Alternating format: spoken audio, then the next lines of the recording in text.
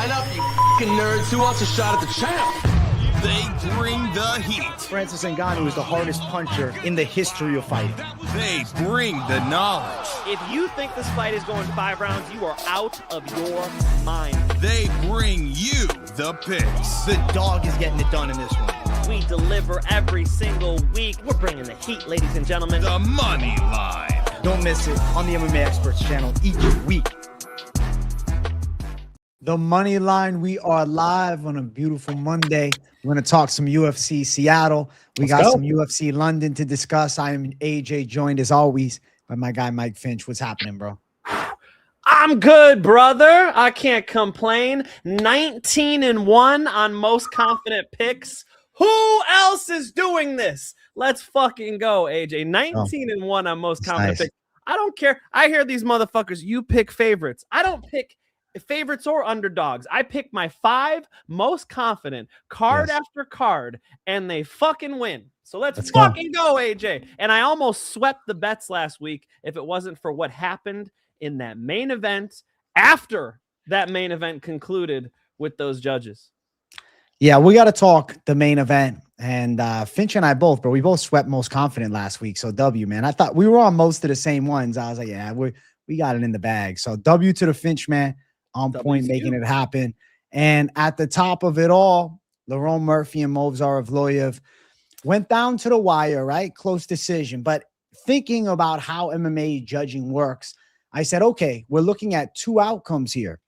Either the fight is a draw, or they're going to give Lerone Murphy the 3rd round and he gets his hand raised. I scored the fight for Lerone Murphy, 1st, 2nd, and 3rd. But I do understand the argument of the big shot at the end of round 3, swaying the round to the side of Movsar. So I have no argument with people saying draw, right? But to give it to Movsar, I was scratching my head. Round 1, round 2, I felt clear Murphy. I would even push the narrative that round 2 was more competitive than round 1 for Movsar. And he still lost that round. To see then the amount of people though on our side, there is a substantial amount, MMA media as a whole, but then to see everybody back down after I rewatched the fight. Oh, I agree with the UFC. Let me tell you what happens, okay? Let me tell you what happens, Mike Finch. When you go back and rewatch your fight, you're looking for why they picked Movsar as the winner of that round. Sure. You cannot separate inherent bias of knowing the outcome and trying to find justification into why Movsar won the 1st round or what have you and won the fight. So I think a rewatch is unfortunately kind of a bullshit game because you can't separate the knowledge that you have, which is the end result. The way these fights are scored live, the way you judge it live, and the way I judged it live, I feel like Lerone Murphy at worst is drawing or even is sneaking by with a competitive decision. So I was disappointed at the end result, but I get it though. From a business side, it's better. 20-0 Movsar. Lerone Murphy blows his fucking hip out. That fight against Volk might not happen for 6-7 months. Then they got to give Gene Silva the shot. So for the machine of the UFC, I do think Evloev winning is the better outcome as far as like the long-term investment. And obviously people want to see 20-0 versus Volkanovski. What was your take, Finch, man? I bet on a 2-1 underdog, Lerone Murphy, and he was that close to getting it for me. I loved how that fight was going. Like, as that played out, if you had money on Movsar, after that 1st round, you were sweating fucking bullets, okay? People were sending me that it got as wide as plus 800 for Movsar during that fight, during the live. I don't know if that's true. But, you know, I definitely scored it the same way you did. I could see it as a draw, which I wouldn't mind. But seeing it go to Movsar in London, take a page out of Mark Goddard's book, okay? You know who Mark Goddard wanted to fucking win that fight. He kicked him clean in the nuts. And we've been seeing too many eye pokes, and you can put the kicks and the nuts in there too. I don't mind them taking points when it's blatant and repetitive. But damn. They gave it to the Russian in London. What the happened to London? No, I think it's very important to say, no matter where the fight is, anywhere in the world, it should be judged the exact same. You want the person who won the fight to win the decision. I think a draw was probably what I genuinely scored it. Watching it for the first time, I mean, I do want to push back a little bit and just say that while we have natural inherent biases that we can't overcome completely, in a rewatch, if you really are just looking at the scoring criteria, sometimes I'll turn the volume off and you watch the round from a kind of a third-party perspective and score it. I do find that helpful. I could absolutely see what you're saying. Some people go back and they're trying to justify, right? It's like talking to people about politics, you know, it's whatever their preconceived notions are, they're looking for pattern recognition to support their narrative, right? And so if you genuinely try to rewatch that fight, though, I feel like you're going to see Movsar did nothing in the first 2 rounds. Nothing in the first 2 rounds. And to be fair, Lerone Murphy didn't do much either. But I do think Lerone Murphy eked out those first 2 rounds. And then the third, you know, was it the third or the fourth where he got the point taken away? 4th round. So then you go 9-9 with that one. Yep. It was rough. It is what it is, you know. That's fine. We made money in premium channel. DM at Mike Finch on Instagram if you guys want to see my bets. We made money in free channel. That's 3 out of 4. So it's like a month of W's in free channel. And like I said, 5 out of 5 on most confident. I'm a happy man. That's not what I'm saying. What I am saying is, in London, you're going to do Murphy like that? That's the only way. That's the only way. It's racist that. No, I'm just playing. Come on. You guys know I'm fucking around. What'd you just say? You talked about Gene Silva. Who the fuck is that guy? Gene Silva sucks. Gene Silva would get killed by Volkanovski. I see this narrative out there. I've heard multiple people talk about this. Yeah, man, Gene Silva versus Volkanovski. That's a better challenge than Movsar. What? Huh? Gene Silva's like a turtle on his back. He's like drowning, okay? He's like never swam before and jumped off the deep end when you put him on his back. I think Volkanovski murders Gene Silva. Gene Silva's a marauder on the feet who can get like fucked up on the feet too. You know, Diego Lopes was busting his ass up on the feet too. So no, I think Gene Silva is fun to watch, not championship material. Movsar Evloev, now that's a challenge for Volkanovski. I'm more interested in that, to be fair. I will push one narrative forward. The Movsar Evloev style that he fought with in the later stages of the fight seemed to be the style he should have fought probably beyond round 2 or even starting in round 3 with, instead of just striking with Lerone Murphy. A confusion I had is why he was so apt to just kickbox for the first 3 rounds. The first round, I thought it made sense. I was like, strike with him a bit. But round 2, I'm like, okay, we're losing. Because I thought Murphy won round 2. My mentality was, well, now we have to shift the rhythm of the fight a bit.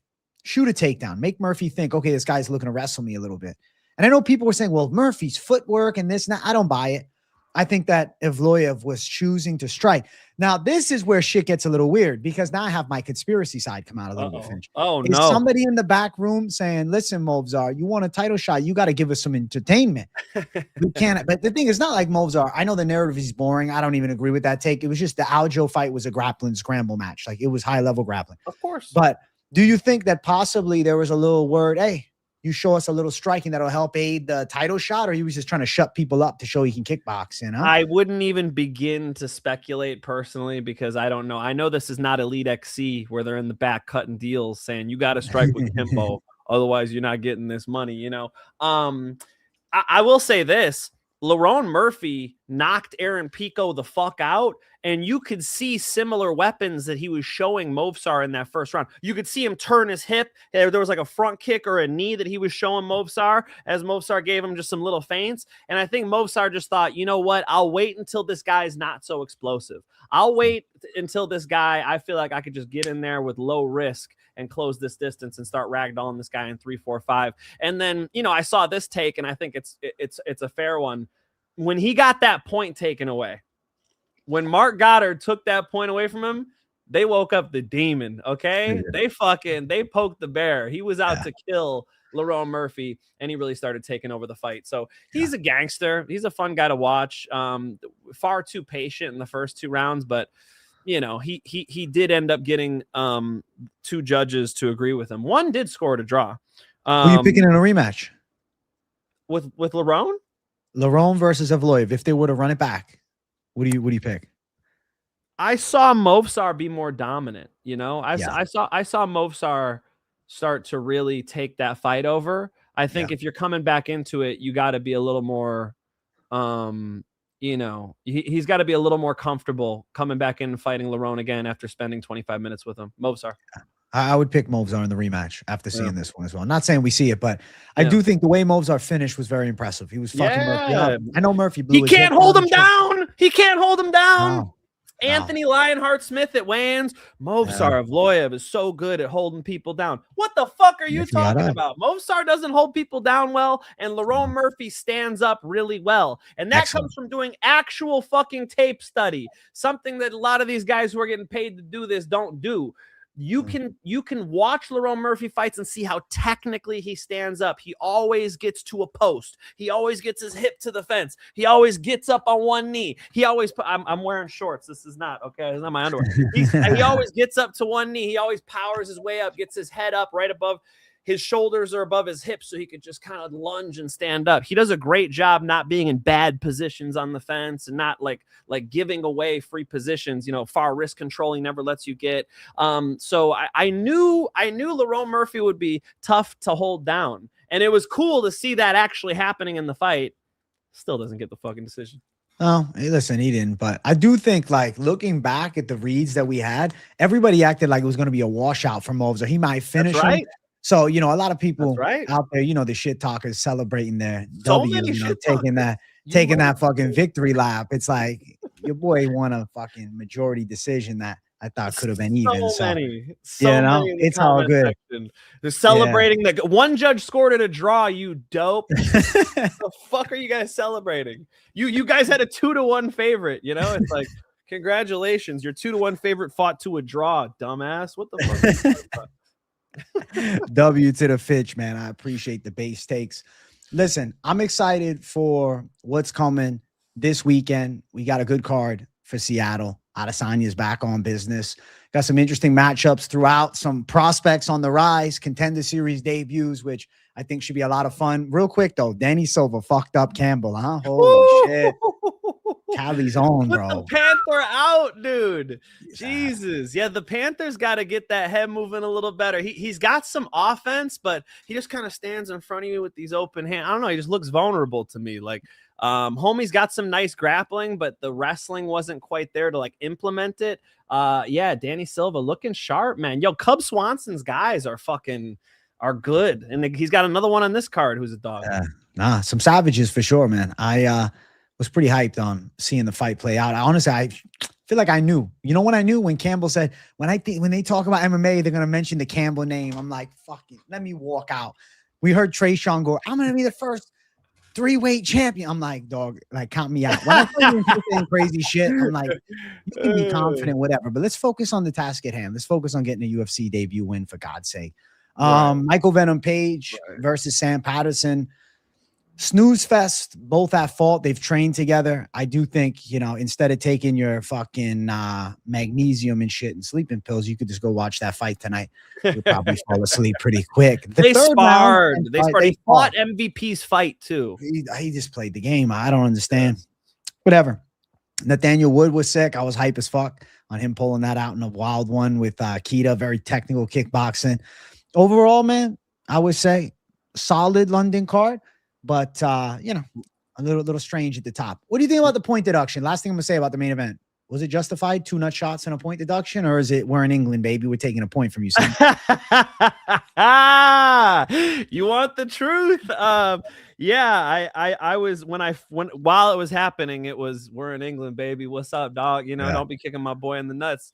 We got this bitch sold out.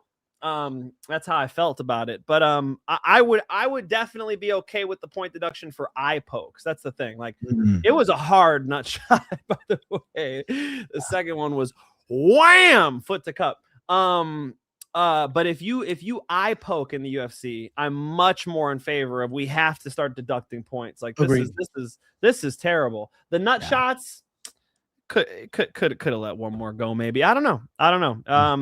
It was not debatable. That was a hard nut shot.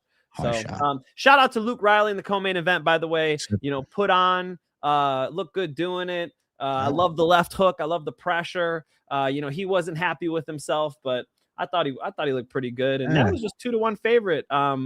I had him. I had Pinto. Iwo Baranuski smokes Austin Lane. Oh, that was beautiful. Trash can parlay on the money again. Yo, trash can parlay. Undefeated. Trash can parlay. Trash can parlay. Undefeated, undisputed. Come fuck with me over in free channel. You guys will see it. Yeah, I've been on the trash can. I've been fading motherfuckers, and it's been working. Hey, listen, and I think we might have one for this card. We'll get into it here in a minute. Shout out to the Finch man with some savage calls. You know, somebody asked me, they said, yo, is Finch selling his picks? I said, absolutely not, because I had to back my boy up. You got asked that question earlier today. I said, if there's anybody you're going to trust, you're going to trust the 5-0 MMA fighter that does this shit full time, that's locked in, and he's got my stamp of approval because me and Finch talk this shit on the show and off the show. So I had to give Finch a little green flag on him doing it, man. Because I did a lot of tape study last week too. You know, I've been studying tape. You do good. You know, so when I do the tape study, I feel good. Like when I do a good amount of tape study, I'm like, all right, at least when this shit goes down, I'll have no regrets, you know? And sure enough, we had a fucking lovely card, folks. Mason motherfucking Jones is a gangster, the Welsh gangster with balls the size of mangoes. Are mangoes big? Are those big? Yeah, watermelon. Watermelon balls. This guy could fucking take a shot, whether it be a spinning back fist, spinning back elbow, whatever that was, and come back. He does it time and time again. He did it again. Lock of the night, -120. He'll fight for your money. You know who also fight for your money? Arfe. Picks were spot on last weekend. Faded Murphy, faded Patterson. Life doesn't get better. Good for you, bro. Congratulations. You got a bullshit decision on Murphy, and Sam Patterson didn't do a goddamn thing to MVP. I was on MVP, by the way. But I mean, that fight was, come on, man. Come on. You're going to flex those two, bro. You're going to flex MVP getting one of the fucking most boring decisions I've ever seen. And then Movsar, who literally didn't start fighting until the third round. That's what you're gonna flex for the $30. You could do that. Go ahead. Hey, Rusty Moore, we appreciate the 5. I don't feel bad for Lerone because Movsar fought a different way just to impress the UFC. If you start shooting around one, it's not even competitive. I don't know. Who's to say? You know, at the end of the day, the get-up game of Murphy was pretty good. Cap Rusty. I believe that he saw his fellow wrestler get knocked the fuck out in the last fight. He went out there and he saw those tells, and I'm sure his corner was telling him, hey, first round, Anderson Silva, this guy, feel this guy out. Don't go diving in there like Khamzat Chimaev. That's where you're going to let Lerone Murphy get into this fight. If he could time that flying knee, if he could time that spinning back elbow, right? The way to take Lerone Murphy out of this fight is to strike the first round and then start to wrestle. Now, after the second round, I was like, damn, this motherfucker really needs to start to wrestle. And he did. I believe it was a strategic decision that led to him eking out that fight. Oh. Hey, EMG, thank you for $9.99. Goats are back. Love the money line. Thainara, Sterling, Barber, Lock, Jones versus Sola, round 3 of the year. Hey, W, man, we're going to get into the picks for this card soon, and we'll see if we're linking up on everything that you said, bro. We appreciate you a lot. Let's go. W to the boy, man. We're going to get into things. We got a Seattle card to talk about. Make sure you savages smash the likes.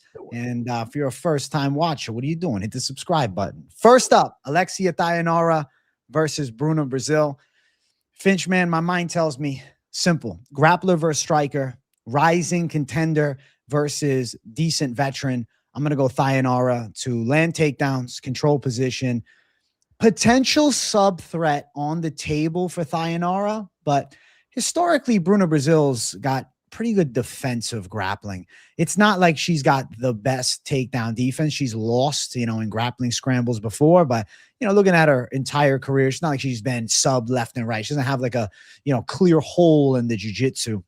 I think she's just dealing with a better grappler, an athletic girl who's, really trending upward, coming off the Loma Lupume win. Whereas just last month, Bruno Brazil, she lost to Ketlin Souza. So I got to go Thainara. Both girls are technically on short notice. Thainara stepped up to fight Luciano. Luciano's out. Bruno Brazil steps up now to fight Thainara. I'm going to say that the prospect on the rise gets it done against a good kickboxing vet. I like Bruno Brazil's style, against the lower level women. Her technicality definitely pulls through, but against a grappler like this and Amanda Hebas student, come on, different level of grappling. Yeah, I appreciate the activity for Bruno Brazil, and Ming Shi's okay. You know, Ming Shi, that's the doctor. That's the doctor. Doctor, give me the news. I gotta, that's Shay, man. That was a decent win. She's an okay striker, but against Thainara, she should be food. Thainara is just a different level. She's coming out there explosive. Her takedowns there, her striking's there, her ground and pounds there, her submissions are there. She's well rounded. She's hungry. I see Bruna Brazil as roadkill here, getting run over. So Thainara probably is a lock against the Bruna Brazil. But the odds reflect it, right? Biggest favorite on the card? -620. You paying the price, yo. That's, to me, listen, 3-1 favorite. That's what this fight is. But 6-1, you're definitely getting taxed a heavy amount. Unfortunate truth of it all. Let's see. Can I find any magic with this? I mean, it's not available yet. But Thainara by sub or decision, maybe that's -450. I don't know. It's not available. Thainara submission +215. But she would be the first girl to ever submit Bruna Brazil. And then Thainara decision -125. It's one of those fights, man, where it's like the pathway is sub or decision. But you look at the history of Bruna Brazil, hard girl to put away, active competitor. But Thainara should probably be a lock here. It's just 6-1, bro. Fucking hell, they don't give you anything. I should just start, a singing channel, just like a karaoke channel, and just leave the MMA thing. I think you're right, Gavin. Maybe I'll do that. It's too wide. It's too wide even for a trash can parlay, bro. Like, Bruna Brazil is not a trash can. I did it with Roman Dolidze. I threw in Christian Leroy Dunk and Roman Dolidze, and I just said, hey, this Roman Dolidze is not a trash can, okay? This is why I'm fading him. And it's similar here. Like, Bruna Brazil is not done, is not done. I appreciate the frequency of fighting. She's a decent striker. I don't know if her heart's in it right now, as to where I know Thainara is hungry. Thainara is dangerous. She'll be looking for like a mounted TKO or something. So I'm going to go Thainara, but that's like, those odds are like disrespect. Those odds are crazy. What I will say is, though, by a long shot, this is the best grappler we've ever seen Bruna Brazil fight.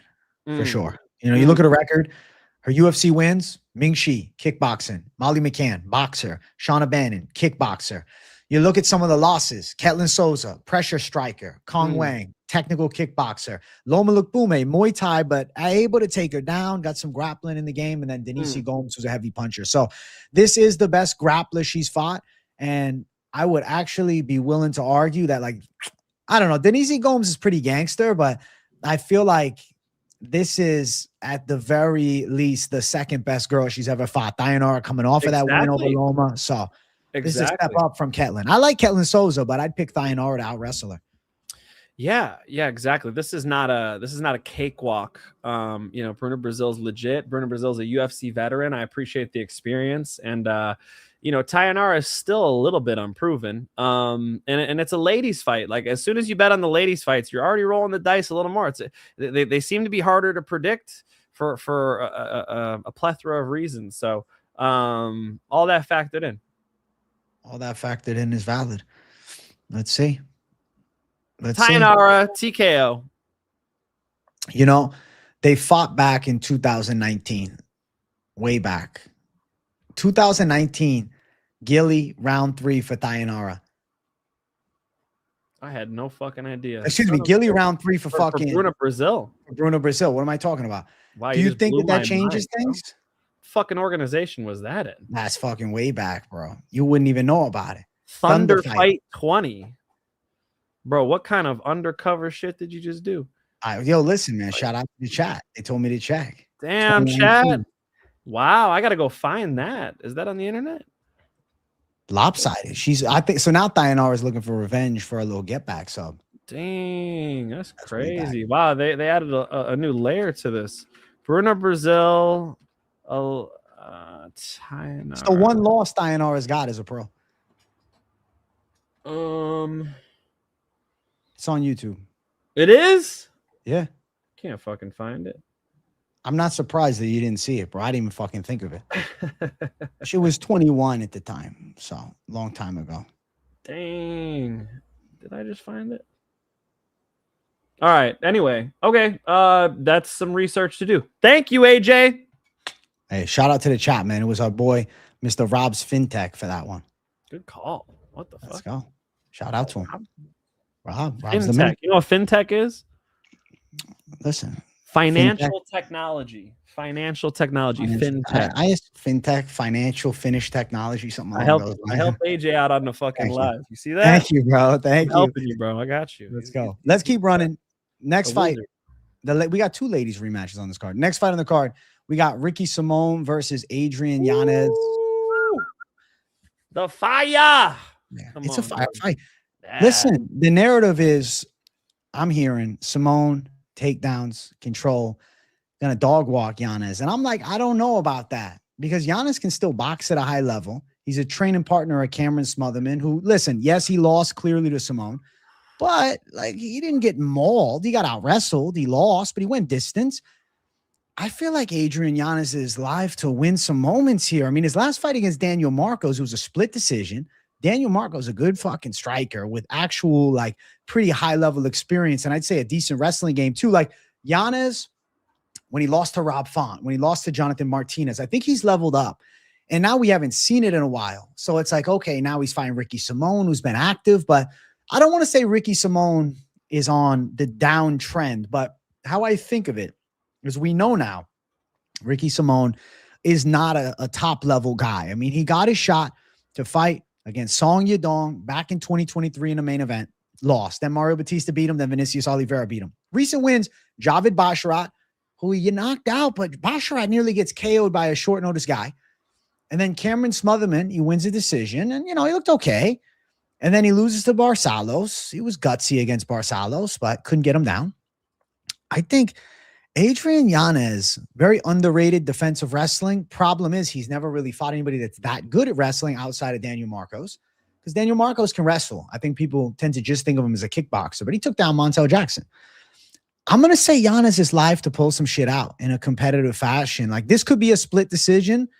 I think there's going to be close moments, but I know Yanez is the quicker boxer with the sharper hands. Simón's the pressure, the flurrying blitzes and the overhand shots. But I think Yanez, if he's able to work a little get-up game, not get taken down and held down, I feel like Adrian Yanez can outstrike Simón and pull this one out. I mean, I remember when Yanez came into the UFC, everybody was talking about him as the next big thing. Has not lived up. Hands were nice, bro. He was nice. Motherfuckers up. Is it over now? Is it over now with Ricky Simón? I haven't seen him, bro. I don't know. He hasn't been fighting. Ricky Simón's been the one out there testing himself, getting the Basharat win, out there. I mean, couldn't wrestle Raoni Barcelos, who's a fucking wrestling champion. I'm going to lean Ricky Simón here. Although I must say, I was also very impressed by Adrian Yanez's hands.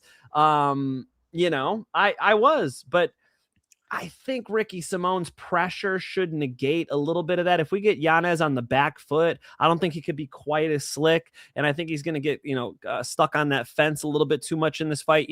Ricky Simón's on home turf. I know he's from Oregon, but Oregon borders Washington, and he'll be comfortable there. I think the crowd's going to be louder for him than they will Mr. Yanez. And it's up to Yanez to get the hands going under lots of pressure after being out for over a year. I'm going to slightly lean Ricky Simón, although I will say this is probably the toughest, one of the top 2 toughest picks to make on this card. Adrian Yanez, very talented. Who am I rooting for? I love to see Adrian Yanez work, man. His boxing is beautiful when he gets an opportunity to let it go. I feel like Simón's going to be on that gas pedal, be on that fence. No, he's not a world-class wrestler, but Yanez, I don't think you need a world-class wrestler to out-wrestle him. I'm going to go Simón decision. Simón decision. I respect the side. I'm going to go Yanez to squeak a close one through, man. I'm excited to see their hands work. I do think this fight is live to go distance. Simón's pretty durable. I would say, we're looking at a potential over 2.5. It's minus 200. Money line, Simón minus 144. Yanez plus 124. I'm excited to see what Yanez can do after a year and 3 months out. And him looking better against Marcos, because honestly, going into the fight with Daniel Marcos, I was kind of at least mentally checked out from Yanez having much of a shot. He was a big underdog, plus 185 range. And I was like, all right, well, we saw Jonathan Martinez cook him, and we saw Rob Font cook him. So it's like, all right, Yanez probably going to get chopped up again. No, he made the adjustments and he made it close. So I don't know, man. Adrian Yanez coaches people a lot too, so I feel like they could come up with a decent game plan. They've tried to prepare for Simón with Smotherman. Obviously didn't work, but I'm going to say Yanez got another. I think Yanez got another one in him, man. I don't know. Something's telling me he's still got a little fight left. He's 32. I think he could have 3-4 good years, you know. Yeah. It's not easy to come in against Ricky Simón.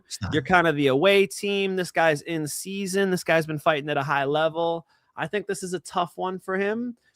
Could he do it? Yeah. Again, you know, I think they're going to roll the dice in there. I'm going to go with the guy who's going to win the positions, win the fence, you know, a game, win the wrestling game. I believe that's going to be Simón. Let's go. I respect the Finch man's take. I actually think this fight's like pretty properly priced. Yeah. And pretty much near even odds. So we're going opposite ends on this one. We agree. Back and forth fight. Let's keep running. Next fight on the card, we got Navajo Stirling versus Bruno Lopes. Not so back and forth. No. Navajo Stirling should get his first UFC knockout. I think Bruno Lopes, a little chinny. You got to look back. I mean, Brendan Sinibero put him out. Jacoby, high-level kickboxer, was one quick shot. Bruno can box a bit for sure, but I think he puts himself into the fire. And Navajo has good counters and he makes good technical reads. The problem with Navajo is very willing to be tactical and win decisions. But let me tell you, I don't think his wins have aged terribly. I mean, was able to beat Bellato last time. Bellato just took out the American prospect Luke Fernandes with a first-round knockout. Fight before that, Ivan Erslan. Erslan's gone to, you know, a competitive decision with Kute Laba. Toko's, at the end of the day, tough customer, decent grappling game. Yep. I think that Navajo Stirling is a lot better at striking than Bruno Lopes from a technical standpoint. So to me, it's like Lopes got to rely on power or attempting to wrestle. City kickboxing guys got good takedown defense. We got a nice reach difference favoring the side of Navajo. I think his hands look sharp. And I'm going to predict that he gets his first UFC knockout here. I think he can chin Bruno Lopes. And they're building him the right way. Right. They're taking their time. 28 years old. He's 3-0 in the UFC right now. They could have said, listen, let's give him a top 15 crack. But they said, no, we're going to invest in this kid. And I think you're going to start to see Navajo get some finishes, man. And I think this is a guy that he can knock out. So I'm going to go Navajo Stirling by KO in this one.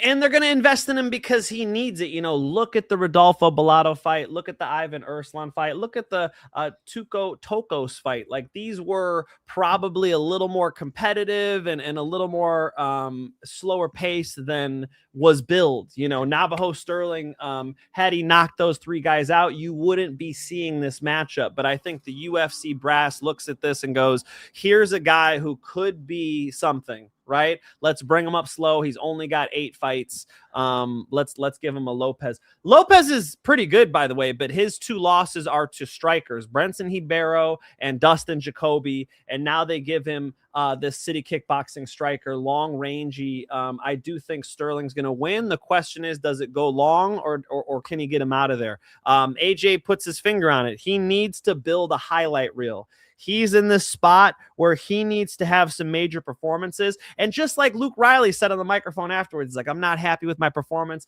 That's because Luke Riley is looking at Paddy Pimblett going, this guy's a millionaire. You know, he's got a fucking shot at the title. Everybody's wearing the Paddy wigs. Who the fuck am I? And I'm in the gym beating this guy up when we spar. I got to go get this now. So they expect to knock out a Michael Aswell Jr. Navajo Stirling should be expected to knock out a Bruno Lopes. Does he do it? We'll see. I like him in this matchup, whether he's winning rounds or putting them out. Navajo Stirling should be a lock here. You should point out, if you do a little bit more digging on Bruno Lopes, he actually does grapple a little bit. He will take you down. But Navajo Stirling's takedown defense should be good enough. I'll take him here. Navajo Stirling to win is a 6-1 favorite. Yikes. Lopes plus 450. And it's only going to get wider too. Knockout for Stirling, minus 175. Decision plus 450. If you think Bruno can go the distance, you're going to make some bank here. But ultimately, I think Navajo is going to get the first UFC KO.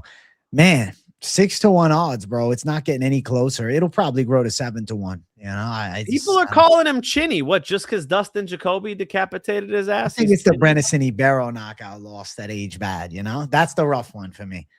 Fair enough. But you know, what is he? 11-2.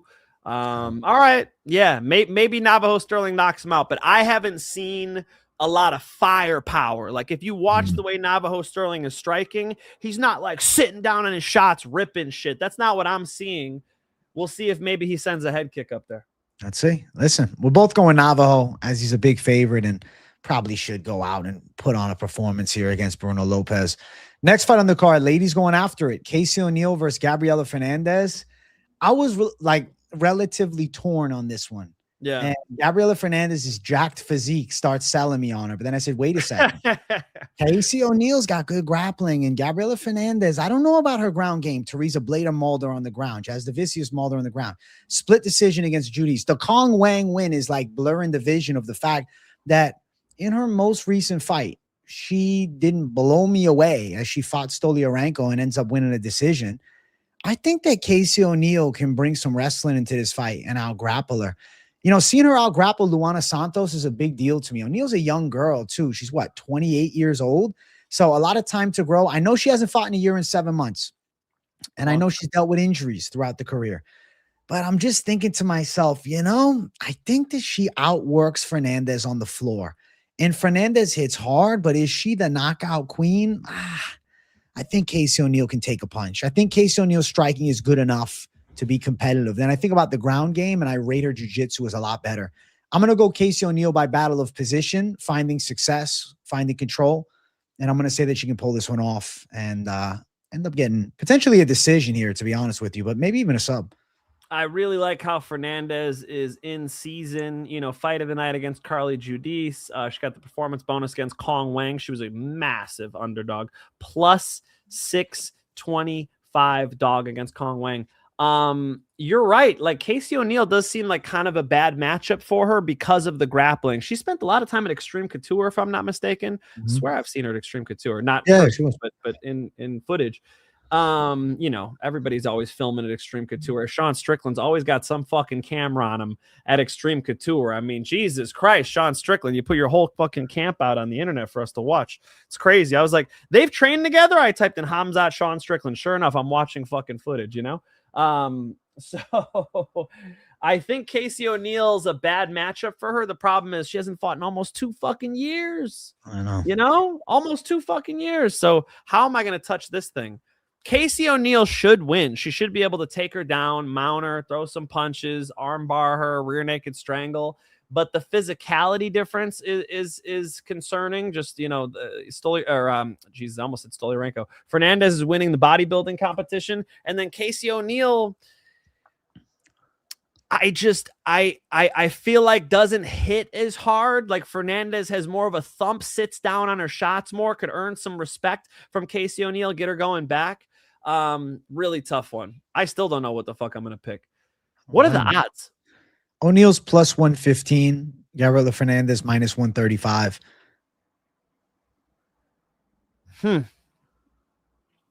Do I go with the girl in season? Yeah, I guess I have to, bro. I'm going to go Gabriela Fernandez because that's my theme here. Okay, Ricky Simón fighting Yanez off a layoff. And then Fernandez fighting O'Neill off of a layoff. I could see a pathway for O'Neill. You're not crazy for looking at that O'Neill line, but there's some gray area here, folks. Be careful. Respect. The odds for the fight, as I mentioned, have O'Neill's a slight dog. Fernandez slight favorite. You're looking at over 2.5 at minus 220. If you think the power of Fernandez could potentially get her a knockout, big odds for the KO 4-1. O'Neill by sub is plus 800 though, and she's got a decent ground game. I understand she's, she doesn't have the most fucking submissions around. The most likely way she wins this fight, I think, is submission. Potential rear naked strangle.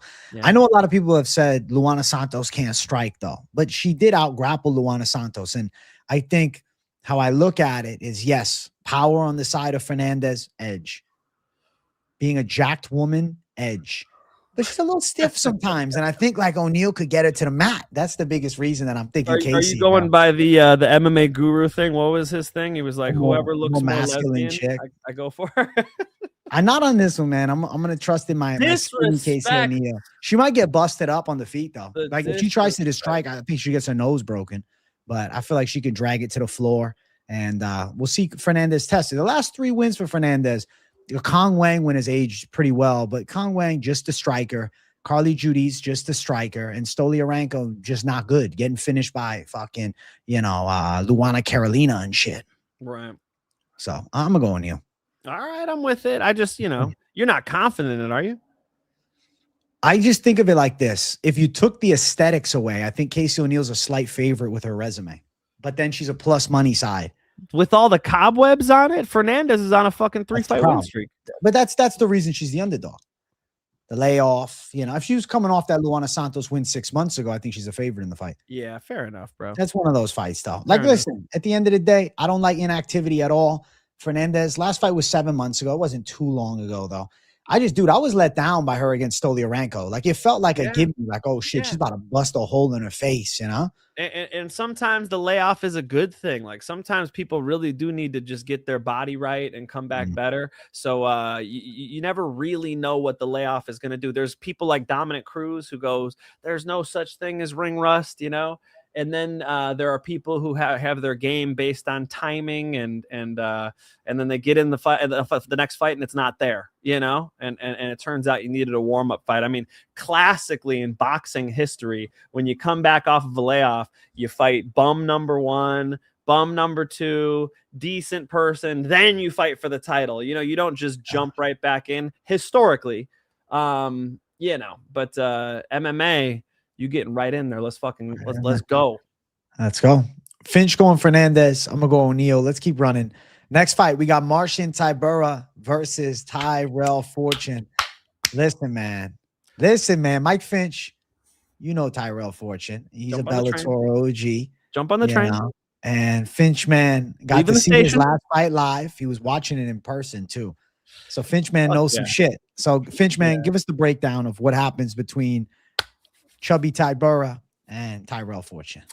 As your Tyrell Fortune expert here, let me tell you first, I worked with Tyrell Fortune over at Bellator. Then I worked with him over at Lights Out. He's been on my show 2 times. You guys could check out the most recent one as we talk about this exact fight, youtube.com/Mike Finch. And you guys will see me hanging out with Tyrell, who's got a baby boy now, by the way, who has massive balls. He changed that fucking baby's diaper in front of me on the screen. Jesus Christ, Tyrell Fortune gave this kid balls bigger than mine. That is crazy, the size of the balls on this kid. And Tyrell Fortune's got big balls in the way he fights. He goes for it. He just fought Demario Dennis. He actually beat both Dennis brothers, literally beat 2 brothers, okay?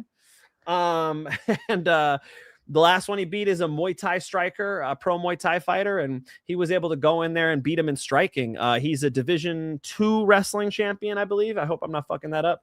And he is a problem. He's trains with Where's Waldo, and is seeing Where's Waldo have all this success in the UFC, and is continually plugging himself in. Like, if you guys look, he's cornering Waldo Acosta Cortez.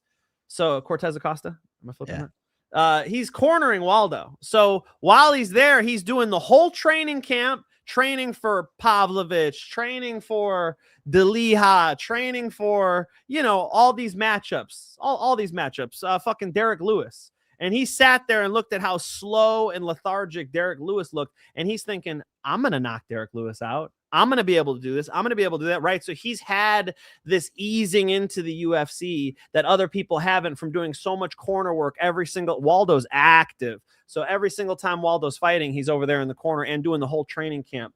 He's really had his finger on the pulse. So he's a fan of the UFC too. Like, he's not one of these fighters who only trains. He has a finger on the pulse of the UFC heavyweight division. He's been waiting to get to the UFC. He's been asking to get to the UFC. The only reason he was at Lights Out is because they didn't plug him in yet. So he went over and, was signing single fight deals with Lights Out to eventually go over to the UFC. Well, he gets his wish, and he's getting Marcin Tybura, a guy who's past it, over it. Marcin Tybura looked fatter than I have ever seen him in his last fight. fight. Looked slow. He's not a powerful puncher, so there's not a big risk on the feet.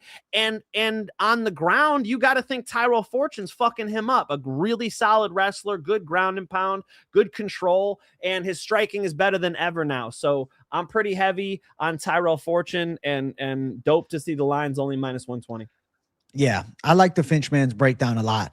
I had asked Finch, I said, Finch, what'd you think of his last fight in person? He fucking hit me up. I texted him because I was trying to use the Lights Out app, bro, and they fucking had that shit shut down. Lights Out's going through some shit right now, that we'll keep under wraps, but Yeah, of course, potentially some big moves here coming up for Lights Out. Stay tuned. Hey, shout out also MMA Locker Room messaged me earlier today. He did an interview with Yanez and Fortune. I told him I'll give him a shout out. So check that out. He's got him up on his channel on Pub Sports Radio. He's got the interview, and he talked to the side of Fortune. And what I found interesting was Fortune talking about the paychecks in Bellator, 180K to fucking, not as much on the regional scene. Let me tell you, like less than a tenth of it.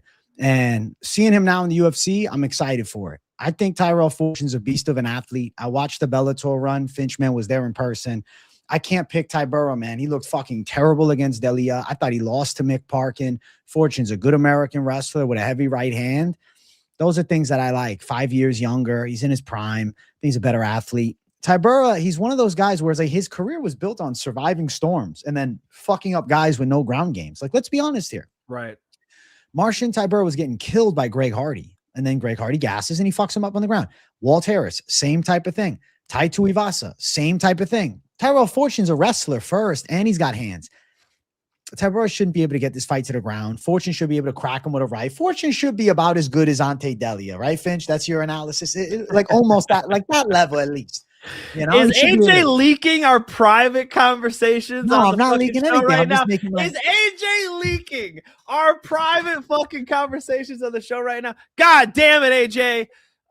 Yeah, I guess. I mean, he should be at least as good as Delia. He should be able to fuck up the 50-50 chance Tyrell Fortune's watching. Okay, first of all, shout out to Tyrell Fortune. I don't think that's offensive. Ante Delia's top 10. Not at all. Not at all. Not at all. I think that they're different is why that doesn't quite fit. But yeah, I think he's about where Delia was pushing in the like anybody who's outside of the genuine, I don't know what the current rankings are, but like the genuine top 7, I think Fortune's going to fuck up. I think Fortune's much better. Fortune has cardio for 3 rounds. He's got the wrestling. He's always had the wrestling. His striking's better than ever. When you guys watch him move, he's moving his head off the center line. He's putting pressure on people. He's getting a little bit of Waldo, honestly, in his striking. And I just feel like, the heavyweight division is so ripe for the taking, bro. The heavyweight division's, it's been wide open, but like, I think this is a welcome addition to the heavyweight division. So when you get down to the 49-year-old Marcin Tyburas, yeah, brother. I think Fortune's running him the fuck over. I do. Yeah, I'm going Fortune with you. I'm gonna say he handles. He's a -130 favorite, younger guy with upside. I think that's the way to bet it. -130 is actually a very playable money line. +110 on Tybura. You look at the knockout prop. You're looking at KO for Fortune at +140. He's been knocking people out. Tybura's chin seems to be failing him. He doesn't look good physically. And if he shows up fat again, like he did last time, Marcin Tybura weighed what? Career high. He was like 256 pounds. He was looking chubby, man. Like it was an out of shape Tybura. He lost muscle too. If that's the Tybura showing up, I think first round knockouts in order for Fortune. Yeah. So we're going Fortune for the KO. Wants to make a statement with this matchup. He wants to come into the UFC and make a statement. And that's what I told him. I don't know if I was on the show or if it was after the show, but that's what I told him. I was like, this is your opportunity to just storm into the UFC. You get the finish over Marcin Tybura and you're right in the mix. Yeah, agreed. And I think he should go out, get a win, and we'll see him ranked on Monday. So W Fortune, the call for us. Let's go, Tyrell. Let's fucking go. Hey, no, no bullshitting anybody. I like Tyrell Fortune. He's a cool guy, man. Yeah, he told me, he's like, hey, I just signed my UFC contract. First interview has got to be on your show. Let's go. I'm like, fuck, that's my fucking boy. That's my fucking boy, So just know that. Just know that. Oh, yo, listen, if he goes out and wins, we got a top 10 heavyweight on an off-week money line. That sounds good to me. I could have had him on tonight. I was thinking about texting him. But I'm gonna let him focus. I'm gonna let him go get this focus. Dub. Yeah. Let's get him get the dub first. Let's go. Hey, PDX, thank you for the $4.99. I'm getting a real Chuck Buffalo can wrestle better than you think flavor from Finch. Hey, no. Chuck Buffalo did all right in the UFC, first of all, okay? Hey, here's from Chuck Buffalo for you, PDX Hoya, from Chuck Buffalo himself. I think he's complimenting you, Finch. I don't think he's roasted you. Yeah, like I'm getting a real Chuck Buffalo could wrestle better than you think flavor from Finch here, meaning like this is my boy, right? Isn't that what he's saying? Like, I think he's saying because you called the Mystic Mac call that he was going to wrestle against that fucking Frunza guy. Right, yeah. And he did. All right. Finch getting defensive on the I take it back, PDX. I said, fuck PDX Hoya. You guys know I love PDX Hoya. He's on every fucking show, comes on my live. Shit. I always appreciate it. Maybe I misinterpreted that because Chuck Buffalo is my friend, and so people know that I bet on. Where's my fucking Chuck Buffalo? I had the fuck you blanket somewhere. And so people know that I back my boys. So let's go. All right, my bad, PDX. I take it back. Hey, WPDX. We appreciate it. He said, "Damn." Yeah. Fuck you anyway, PDX. Sorry. Oh shit. All right. Next up, we keep moving. We got Chase Hooper versus Lance Gibson Jr. Finch is another Bellator guy. You've seen Lance Gibson's whole career live, essentially, while you were working at Bellator. And he's fighting Chase Hooper. Finch pressing everyone who donates. He is tonight. Finch is Why have I roasted every dono, bro? Holy shit. If you donate money, fuck you today, okay? I'll slap another one of you around. Let's go.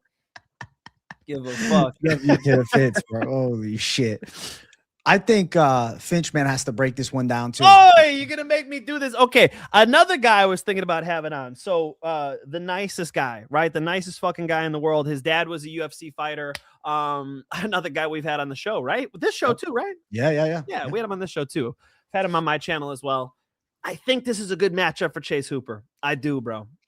I do. I think this is a good matchup for Chase Hooper because Lance Gibson Jr. is not that powerful. He doesn't have that danger. You saw who's a little short fucker who just knocked him out. Oh, you talking about Hernandez? Alex Hernandez. Yeah. Alex Hernandez showing him that footwork and then just clipped him up.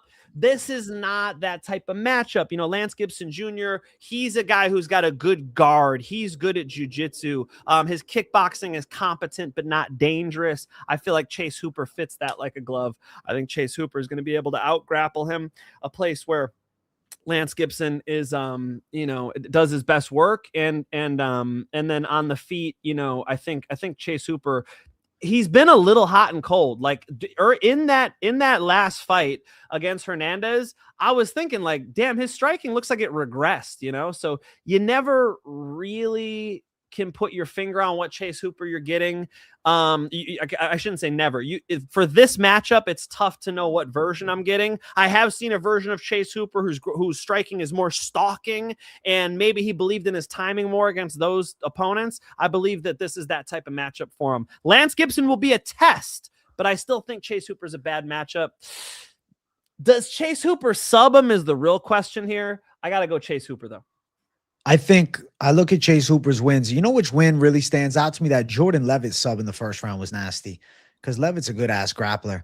And I think Gibson, like you said, competent striking, but well-rounded. I call Gibson I feel like Gibson is like a king of the generalist type. He's good everywhere. He's in shape, Yep. I feel like with Chase Hooper, the guys I like to pick against with him is guys that can crack. And I think ultimately Hooper's chaotic pressure style probably gets the fight to the ground, wears on him, uses his length.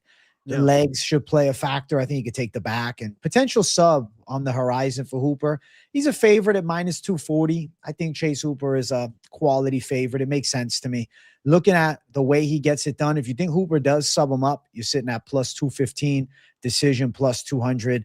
I think he is live to maybe get the neck. But Gibson could be stubborn. He's never been submitted as a pro. He could end up getting out positioned for 3 rounds and Hooper just controlling a lot of the fight with the grappling. But the Chase Hooper side, nonetheless, is definitely the A side. And I think, pretty confident call. He should be able to win unless he gets caught with some stupid shit. But if he gets knocked out here, AJ, it's not the type of guy to catch him with some stupid shit. That's what I think, right? Because I'm thinking about Fernandes. Okay, yeah, he fucked up Chase Hooper, but then the next fight he fucks up Diego Ferreira, who's a good MMA fighter for a long time in the UFC with some power, with good jiu-jitsu. Right. So I feel like, Chase Hooper's knockout, I don't want to say it's forgivable, but it is. It's forgivable against the side of fucking Fernandes. He knows how to strike at a pretty dangerous rate, and he's getting KOs. Yeah, man. Lance Gibson Jr. split decision with King Green. I like that he at least got to step in onto that UFC canvas and get out there and do his thing. Obviously, King Green proved he was not done. He just got Daniel Zellhuber out of there in pretty impressive fashion. So you could give Lance Gibson Jr. a little bit of respect for going to a split decision with King Green. I thought it was unanimous, though. I didn't even agree with the split. Yeah, I would say so. I mean, I feel like matchup wise, I don't see a place where Chase Hooper's out of sorts. I don't, maybe like Lance Gibson wins 2 out of 3 rounds kickboxing, but even that, I think he's going to get a run for his money, even on the feet with Chase Hooper. Yeah. We're going Chase Hooper to get it done. We're going with the savvy UFC vet at this point. Still a young guy, got some upside. At the end of the day, good record, 16-4, more experienced pro, 8-4 in the UFC versus 0-1 in the UFC. I got to favor Hooper's ground game to handle. And I don't think he's like blown out of the water in striking. He might get out kickbox, but I don't think he's getting dropped. People keep talking about Lance Gibson like he's a kickboxer. Lance Gibson is like a jiu-jitsu guy underneath it all. You really love me. It's underneath it all. Underneath it all, when you get through the layers, onions have layers. Ogres have layers. When you get to the core of it, he really is a jiu-jitsu guy. Like, that's his fallback. His fallback is he wants to like triangle you from full guard. And if he reverts to that, Chase Hooper is just better with, Chase Hooper is a special grappler. Chase Hooper grappled with Clay Guida and made him look like he didn't know what he was doing. You know what I mean? Chase Hooper's got a high level of like a submission IQ. He could chase an armbar from anywhere. I feel like he's going to go right into the spider web if he chooses to grapple with Chase Hooper. Pretend like Chase Hooper is electric. Don't touch him unless it's with the end of your fist or the end of your shin. That's how he's in this fight. Anything else, Chase Hooper takes it over. Hooper to win. Call for us both. Let's get to the feature prelim. We got Ignacio Bahamondes versus Tofiq Musayev. Another motherfucking Bellator guy for the Finch, man. We've seen Musayev fighting. My boy. I helped him get in the country. Okay. I fucking wrote him a recommendation to Donald Trump. No, I forgot what I want to look it up. Actually, I'm on my email right now. Tofiq Musayev, reference letter to Tofiq Musayev. Here it is. You guys want to hear it live on the show? You guys ready? Yeah. Okay. Visa reference letter for Tofiq Musayev. I am writing this letter to provide a reference for Tofiq Musayev. Musayev is a world-class and well-known mixed martial arts competitor. I've had the privilege of working closely with him in Bellator MMA, and I can personally vouch for him. I have observed Tofiq to be responsible and respectful individual with a strong work ethic and incredible dedication to his work. It is my pleasure to recommend Tofiq Musayev for a visa. I am certain that he will be a responsible guest who will uphold the values and expectations of the United States of America. That is what I wrote to get him into this fucking country. Okay, so now he's got to go get the dub for me. I think Tofiq Musayev is dangerous with the grappling here. People think of Tofiq Musayev as just left hook, right hook, but Tofiq Musayev actually is a well-rounded mixed martial artist. I know you guys saw him get run over by the fucking caveman. I'm not doing well with names today. Oralbai, Mittelbeck Oralbai. And I think after the Chris Curtis fight, you understand a little bit more what we saw there, right? Like Oralbai's wrestling is at a very high level. This is an interesting one, brother. I think Bahamondes has a nasty guard, nasty striking, but Tofiq Musayev kind of breaks the doors down, gets in there, and can make this thing ugly. I will say this, and I'm going to take the words out of AJ's mouth. I'm sorry to do this to you. He's not in his prime. COVID was his prime and we missed his prime. AJ makes that point really well, and I do think you're correct. It's too bad it's not 2019 because Tofiq Musayev was dangerous as fuck. Dude, I really was sad that we didn't get to see much. He beat Patricky Pitbull. It was like, holy shit, this guy's something. 2 years off, and then he ends up getting subbed. And, you know, we didn't get to see his prime. It's just one of those unfortunate truths, man. I think that Tofiq is a fun watch. I like his overhands. I like his grappling. But, dog, Bahamondes, to be honest with you, you've been singing the praises of Bahamondes for a long time. Come on, man. It's like Bahamondes kickboxing is nasty. He knocked out Manuel Torres. He subbed up Jalen Turner. The losses he has, he gets taken down by kickboxers. I swear to God, those guys that have taken him down, Fiziev, Ludovic Klein, he's going in, these guys going to strike him. And then he ends up getting out wrestled. You know, I feel like against a guy that is a chaotic. He trains with Bilal Muhammad. How are you going to take him down? I think, honestly, man, Bahamondes' length is a big factor in this fight. I mean, we're looking at a pretty lopsided statistic. 6'3" to 5'9", 69-inch reach to 75.5. I got Bahamondes, slick stand-up. Bahamondes, nasty from the outside. He's got some knockout power. 36 versus 28. Every stat I favor towards Bahamondes. I really like his stand-up here. I think, you know, if this fight, I said it on my show, you essentially said, if it's 6 years ago, we're having a different convo. Tofiq Musayev's a bad motherfucker. But exactly. I think that Bahamondes, too much, dude. I think Bahamondes, honestly, is one of the more underrated guys. Like, Manuel Torres is getting all the hype right now, but he fucked Manuel Torres up in the first round, you know? It's like a nasty guard. He's got a good triangle. Everywhere. Yeah. I think Bahamondes should get back on track with this one. You know, listen, this has been Bahamondes' UFC career. He lost his debut. He won 3. He lost to Ludovic Klein. He won 3. He lost to Fiziev. He's probably getting 3 straight again. I think I'm going to go with trends on this one. And Bahamondes to pull through. I'm going to say, like, decision doesn't shock me because Musayev is a tough customer, but Bahamondes, I mean, if you walk into a shot from him, you're going to get hurt. And he's also got a good ground game, though. Like you said, his triangle's good. He's got tricky chokes. Like, Bahamondes is a pretty well-versed guy, and I like his chances to look good in this one. I think so. Tofiq Musayev should be a test for him. I mean, Tofiq Musayev, 22-6, extreme fucking experience. Ryzen, Bellator. I mean, he's been all over the world. In the UFC at 36 years old, I just don't know what version of Tofiq Musayev we'll see. All we really got to see is him get run over by Oralbai, which, again, Oralbai just ran over. It took Chris Curtis, a middleweight, down 19 times. Which, you know, I know some people are like hanging their hat on that, right? Like, he's such a good wrestler. He took him down 19 times. No, that means you're not good at holding people down is what that's telling me. What that's telling me is you need to start lacing up those legs, son. But I would say here, you know, we can lean for the guy in his prime, lean for the guy with the UFC experience, the longer rangier, more dynamic striker. It's more so a guy who uses his legs better versus a guy who uses his hands better in Tofiq Musayev. If Tofiq brings pressure and wrestles, this thing could be fun though. I like the matchup. We're going Bahamondes. You know, I feel like everybody was hyping Zahuber for a long time, but it was always Bahamondes, the lanky kickboxer, that was actually good, you know. But it's like Zahuber got this pop from the UFC. They kind of industry planted his ass on us.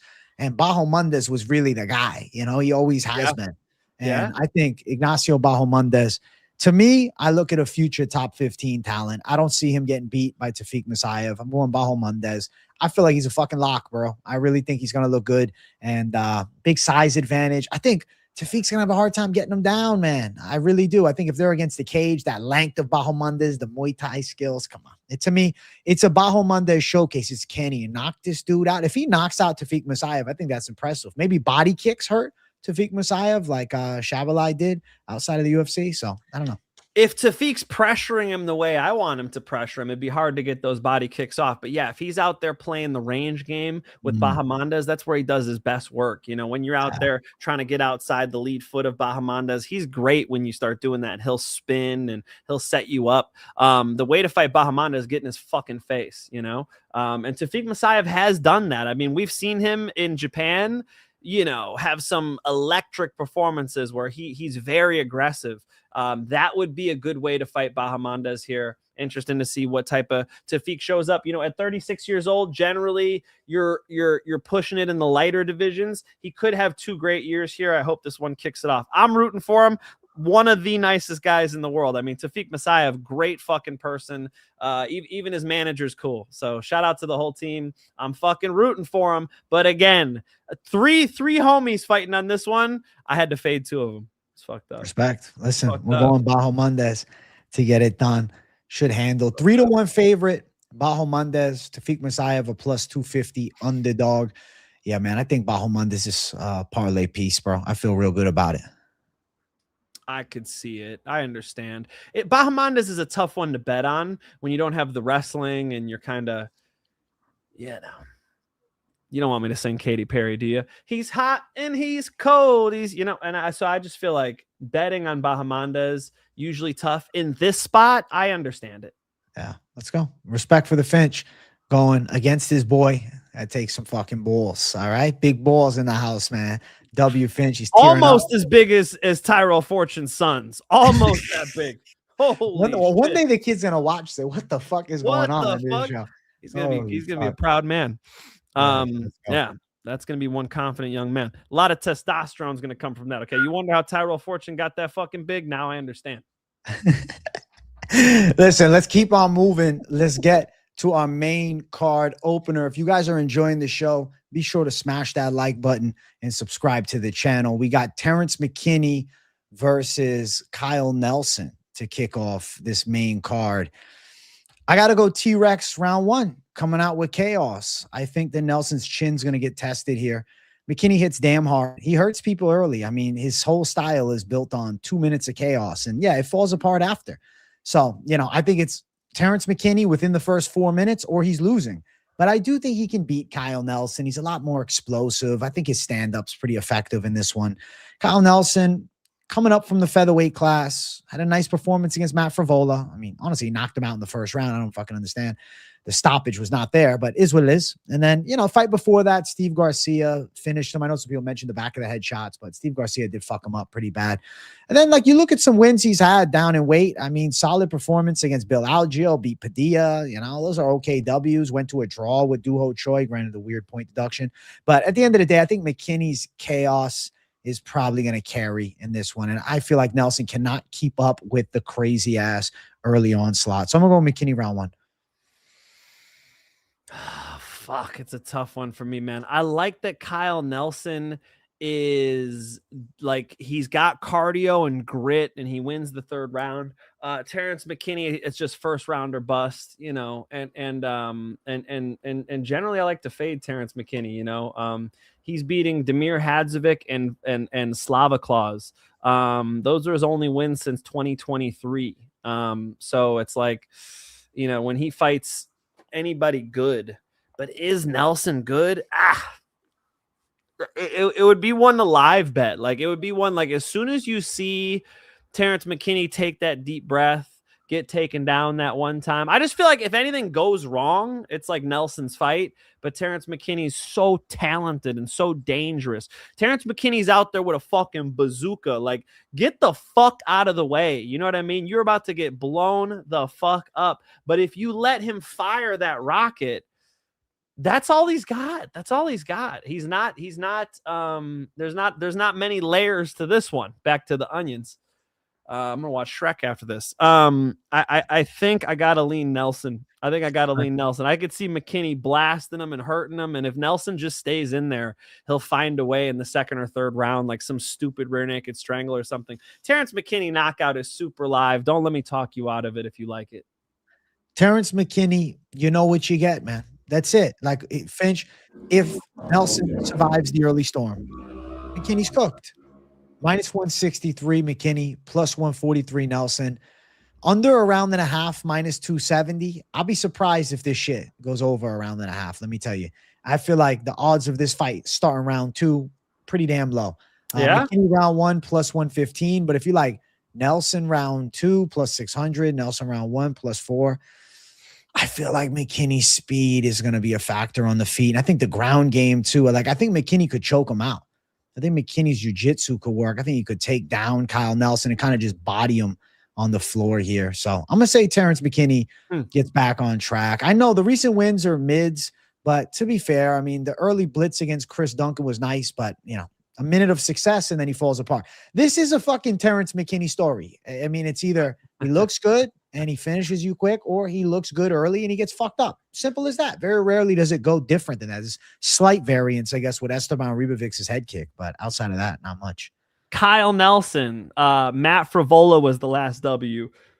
Steve Garcia knocked him out, but Steve Garcia's been looking fucking good. Steve Garcia's been underrated. Before that, Bill Algeo finishes him. Fernando Padilla decision. Fernando Padilla is a good fucking striker, dude. Fernando Padilla is the man. Blake Builder, who cares, back in 2023, but I see a winner with Nelson and I see like an athlete with McKinney. You know what I mean? Like Nelson has the mindset to carry through, and he might lose a battle, but he'll win the war. As to where McKinney was going to fucking have a crazy highlight reel, or he's just going to lose the war. I hope that makes sense. No, I fully understand. I think good take on it, man. At the end of the day, it's really who survives. If it's Nelson surviving, he'll probably win. McKinney won't survive. He's shown. I see people comparing Duncan versus Nelson. Yeah, I would take Duncan over Nelson. It's not the matchup, son. We got to look at this. I think Nelson watched that Duncan fight though and went, I could do something like that. Let's go. Let's see. Finch and I on the opposite ends of this one here. He's going underdog on Nelson. I'm going to trust him, miss the first round. I'm going to go for the quick blitz. We're going T-Rex to survive. McKinney folds under a molecule of adversity. Thank you. That's what I'm saying. You're right. You're right. Wait, I got to roast him. KZ, are you fucking raiding with the fucking electricity around the KZ? Actually, the KZ MMA fist is sick. I'm totally flipping. No, that is 100% sick. What the fuck is NIO? Isn't that Chinese car company that outcompeted Tesla? The fuck is NIO? KZ, where the fuck are you sending this shit from? Are you in jail? Blink twice if you're at Guantanamo. Where the fuck is KZ sending NIO from? Who spends NIO? KZ? You know what that is? WKZ. Thank you for the fifth. Finch, keep it going, man. If you want to get a legendary roast, we got Finch in a fucking mood tonight, man. Take advantage. Donate, you're getting roasted. You take advantage, guys. You don't get this every weekend. Let's keep running. Today. Finch, man, the roast master, going Nelson. I'm going T-Rex. Let's get to the next one. We got Mansur Abdul-Malik versus Yusri Belgaroui. They're killing me. I'm going Malik, bro. I'm going Mansur Abdul-Malik. Belgaroui's wrestling defense was decent last time against Bakoyev, but bro, he's a T-Rex arms, man. You know, it's like he's a decent wrestler. We got no length. Malik's got a reach advantage. Malik's an athlete. I feel like Azamat Bakoyev is good at just fucking attacking and going crazy on people. Like at least Malik has shown some ability to deal with adversity and turn it around. And I know the Cody Brundage fight. I get it. Quick win over Trockley. He sucks. But you know what win I liked for him is that fucking Dushko Todorovic knockout. He looked sick in that fight on the feet. He fucked Dushko Todorovic up. I think he's still a good prospect, high-level wrestler. I'm still not sold on Belgaroui, dude. That Contender Series performance was fucking snoozy. The year before, it was snoozy. It's like he got the win against Bakoyev, but Bakoyev sold in that fight. All he was trying to do was pressure wrestle, couldn't strike with him getting jabbed up. I know Malik is not going to out kickbox him, but his athleticism gives him a chance to do something on the feet. And I think that length should make it easier to get at the legs and hit some takedowns. And Malik on top, I think Extreme Couture's got this kid with a good game plan. And I'm going to favor the side of Malik to out wrestle him. And I'm going to say he gets it. But I understand the Belgaroui side because he's tall, he's long. In his last fight, he stopped some wrestling. But I think that Malik is a good athlete. What do you think, Finch? It's all about that last fight. I mean, he made Azamat Bakoyev look like a joke. It was crazy. Azamat Bakoyev looked real good. The pressure was fantastic. The wrestling was fantastic. Belgaroui was able to just totally negate the wrestling and fuck his ass up on the feet. He is a really special striker. I mean, he should be like much better at striking than Abdul-Malik. Don't you think so? If they get stuck at range, you agree Belgaroui is going to knock him out. Belgaroui's a clean pro kickboxer with technicality, for sure. Yeah. So Malik's going to have to wrestle here. And I'm looking back at some of his fights, bro. He doesn't get his wrestling off early very well or very well at all. I mean, a draw with fucking Cody Brundage. You say Cody Brundage is tricky. Tricky? What? He's a trick? He's a hooker? Like his game ain't tricky. I don't know what you mean tricky. What's tricky about his fucking bum ass game? It sucks. You know what I mean? The trick is that he's in the fucking UFC and he tricked me into watching him. You know, it's like Malik is overrated. So we got overrated Malik versus underrated Belgaroui. Who I'm butchering that last name. I don't know why it's like Italian somehow. I feel like this is a good roll of the dice. It's such a fun fight. I'm gonna go with my gut, man. I'm gonna go with my gut. I'm gonna go with the striker. I'm gonna go with the man who really pissed me off last time against Bex. I was about to say Beksat. Nope, not Beksat. Bekoyev. Beksat's that little fucker who bangs big shots. Azamat Bekoyev is a better wrestler, I think, than Malik in the cage from what I'm seeing. Malik's a better striker than him, but you know, I think I gotta go with Usuri regardless. So I'm gonna go with my gut and go Usuri. I understand why people are going Malik. He's got more UFC experience that probably counts for something, but he has been served people on a silver fucking platter up until this point. I mean, Tricoli, he was a minus 1,400 favorite. He was a minus 900 favorite and fought to a draw with Cody Brundage. Okay, against Nick Klein, minus 1,350. Against Dusko Todorovic, minus 480. So, yeah, he has UFC experience, but does he really? Give me never won on the other side. Yeah. Dog. Yeah, and respect. Came through. You know, the lines are even now. Minus 104 Belgaroui, minus 116 Abdul-Malik. That's new for Malik. It's the first time he's ever had that happen. So, yeah, I'm interested to see how he responds. Respect. I understand the Belgaroui side. I think, you know, this was a fight that as I broke it down, I was like, man, I'm kind of, you know, pushing myself one way or the other. I don't know. I got to see Friday what I feel. Belgaroui's coming off of a sick win. I heard your breakdown last time, and you dunked on you dunked on why can't I remember his goddamn name? It's pissing me off. You dunked on Azamat Bekoyev, but Azamat Bekoyev looked really good before that fight. It was Usuri who really made him look that way. I don't know. I was very impressed by Usuri, bro. So I know it's just one performance, but that one performance really made me think he's got potential. Hey, W to Cotton Candy Chris, thank you for $19.99. Finch, you can answer this question, bro. I'm gonna this shit. Yo, boys, either one of you ever J-O'd to an embedded video? First of all, most UFC fights are between men, okay? And you're looking at two straight, what they call them, straight white males, right? Yes. We're typical, I guess. Straight white male, okay? Yeah. So, first of all, you're missing us there. Secondly, biggest Ronda Rousey fan in the world, so no promises, okay? No fucking promises, but probably not.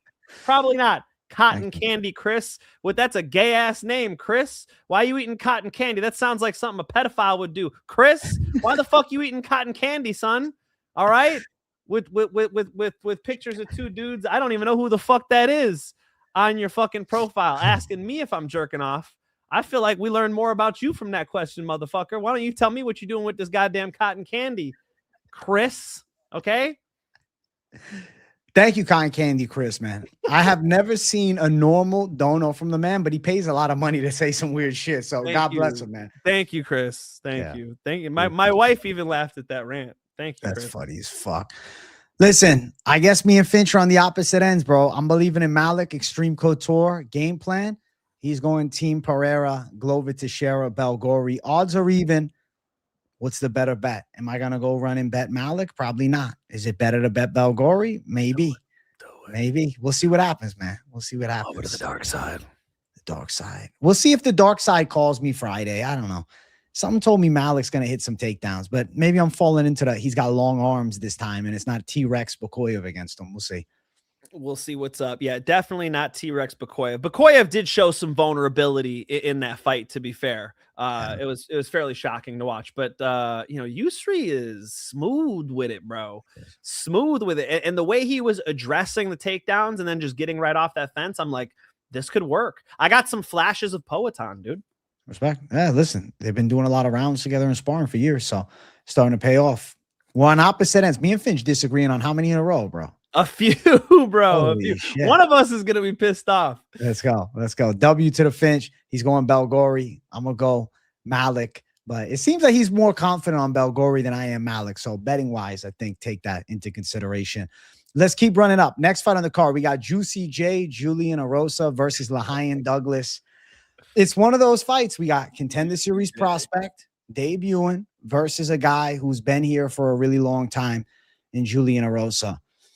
I feel like Julian Erosa is going to pull off the upset in this one. I think his striking is live to give Douglas some problems from range. I feel like, a lot of people think of the younger Erosa getting caught with stupid shit, and I get it. But last fight, I mean, he gave Melky Costa fucking work, and then Melky to follow that up with then beating Dan Ige and like going out and starting to look amazing, knocking out Morgan Charrier.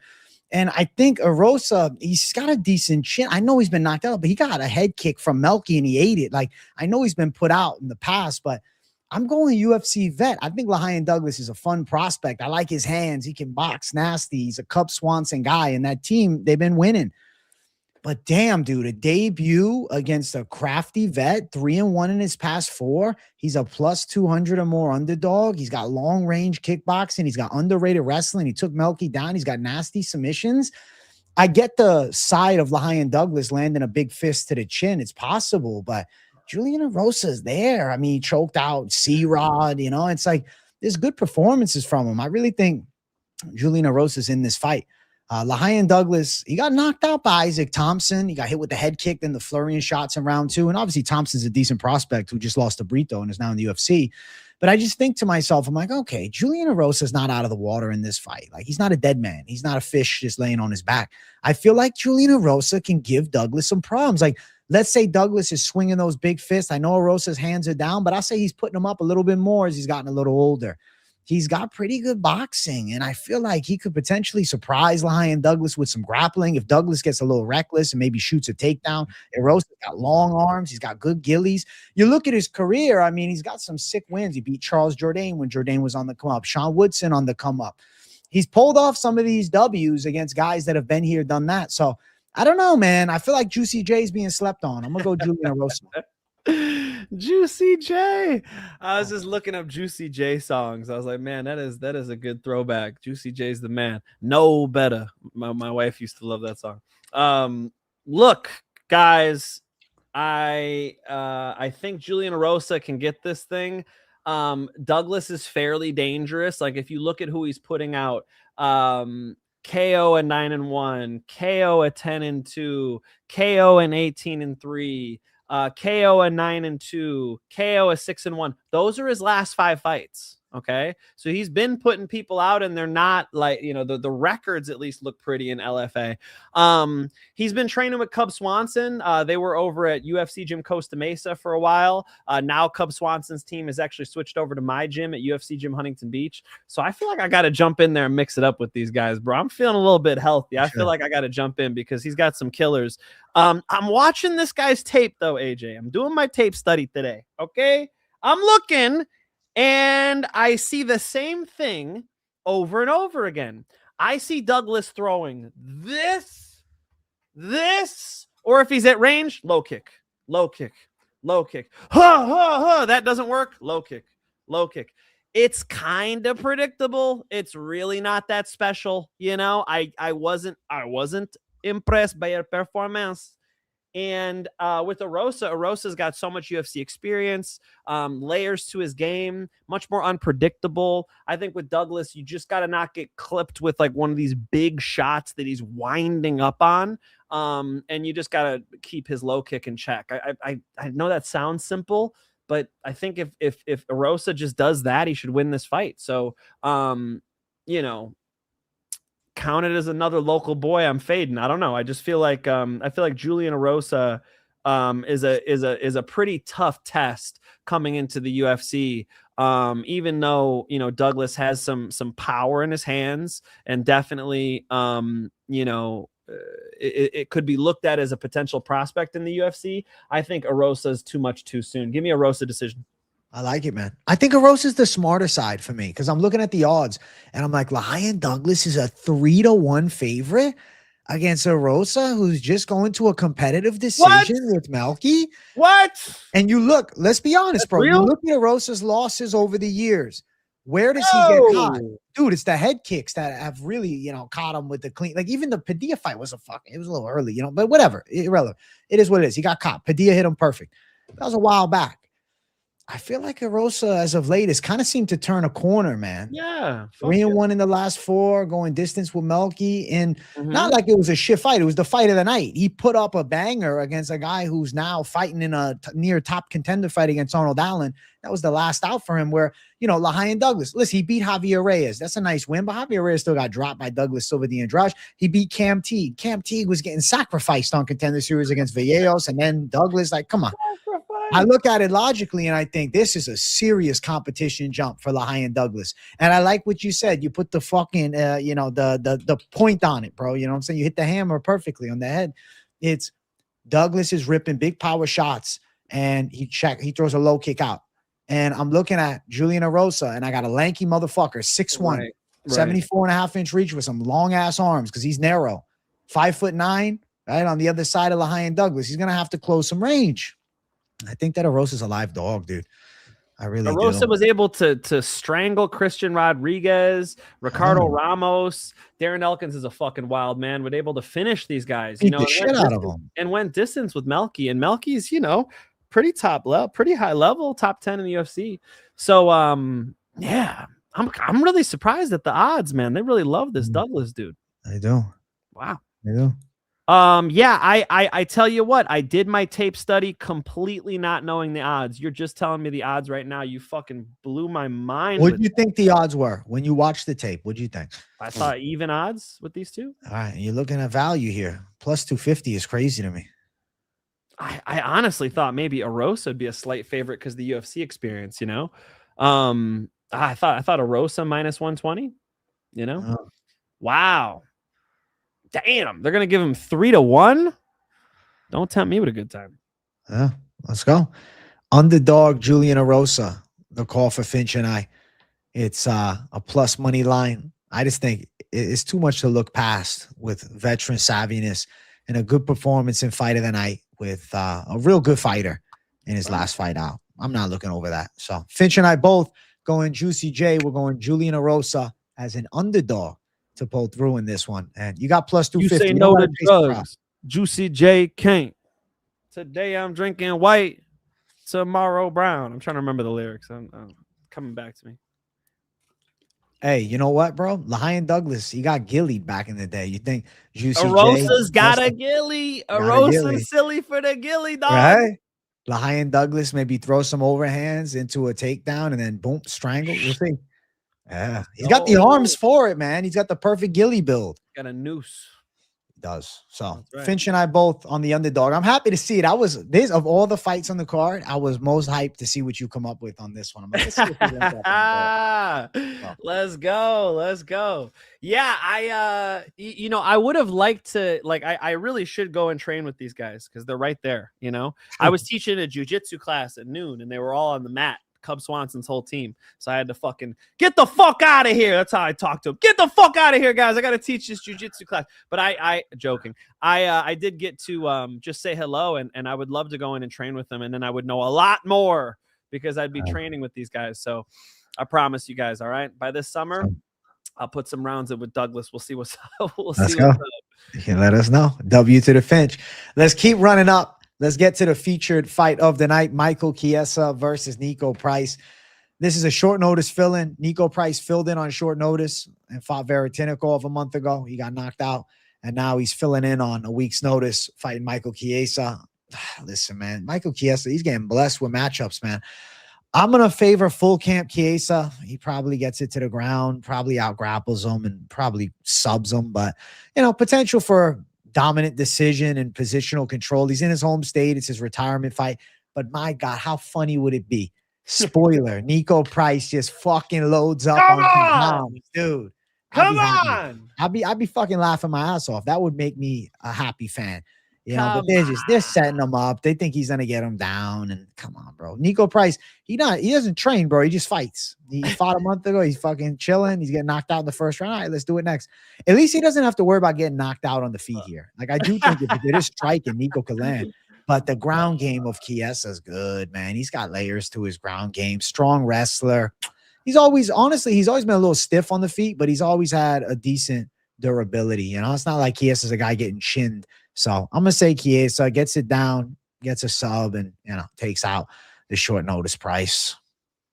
Yeah, Chiesa's a mental midget, bro. He's quit a couple times inside the UFC. Like, grappling offense, solid, but like when Kevin Lee took his back, he just panics, you know? It's like, yeah, I'm really a hater, bro. I'm really a Michael Chiesa hater, dude. You know, I listen to him on the mic and I'm never impressed. He's not smart. He has nothing interesting to say. He's relatively boring. I am a straight up Michael Chiesa hater. So I'll be honest with you guys. I bet on Niko Price. I put money down on Niko Price, and it's not because I think Niko Price is going to win. It's just because I want to root against Chiesa so bad that I put money on Niko Price to go, fuck it. Let's fucking go, Niko Price. Just so I enjoy my goddamn Saturday a little more. It wasn't much money, right? But it's fun at 4-1 odds. Michael Chiesa should win. Michael Chiesa's been getting served these guys on a platter. If you guys look at his last fights, Court McGee, who's 41 years old, Max Payne Griffin, who he was able to get out of there, 40 years old. He gave him Tony Ferguson, who's 42.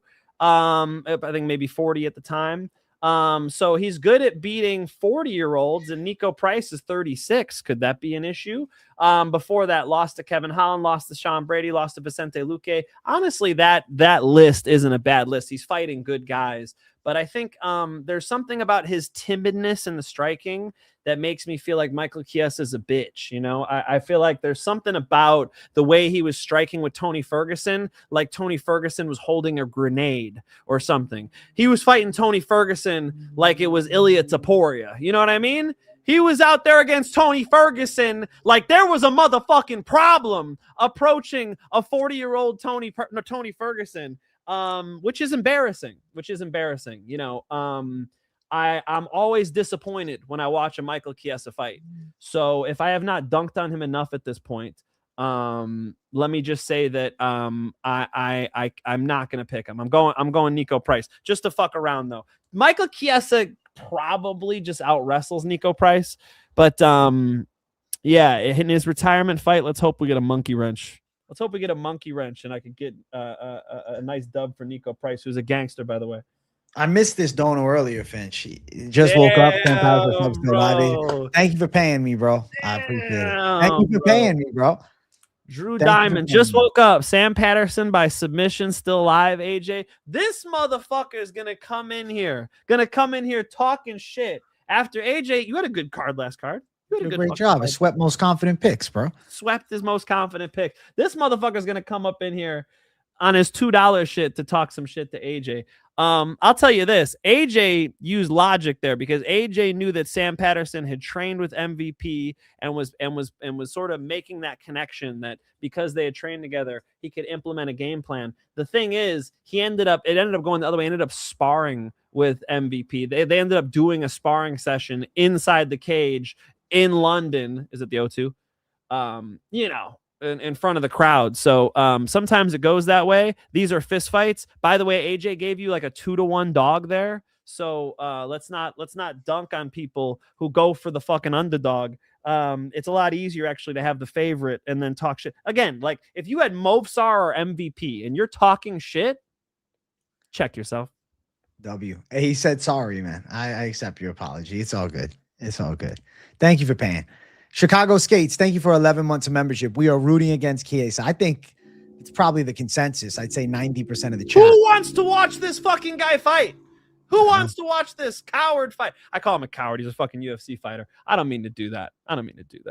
Hey, I checked out. I went 5-0 in the amateurs, and I'm like, fuck it. I'm good. You would have been the next Chiesa, Mike Finch. I could have. I dare I say, I'd be happy to fight Michael Chiesa. Let's go. Finch, man. There he is. Thank you for 11 months, Chicago Skates. Well, the odds are stupid. Minus 550, plus 420 on the other side. Chiesa by sub, minus 115. Decision, plus 225. You know, be nice if Niko Price is a plus 420 underdog landed something crazy just for the fucking memes, but probably not.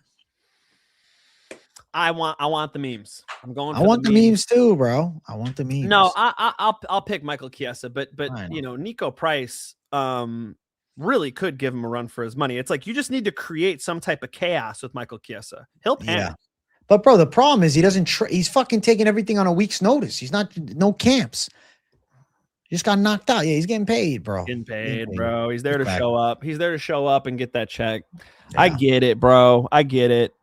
Times is hard. Times is hard. True. Musical theater, anybody? Fantastic. Thank you, bro. Sweeney Todd, I believe that was from. Pretty sure we're going Sweeney Todd.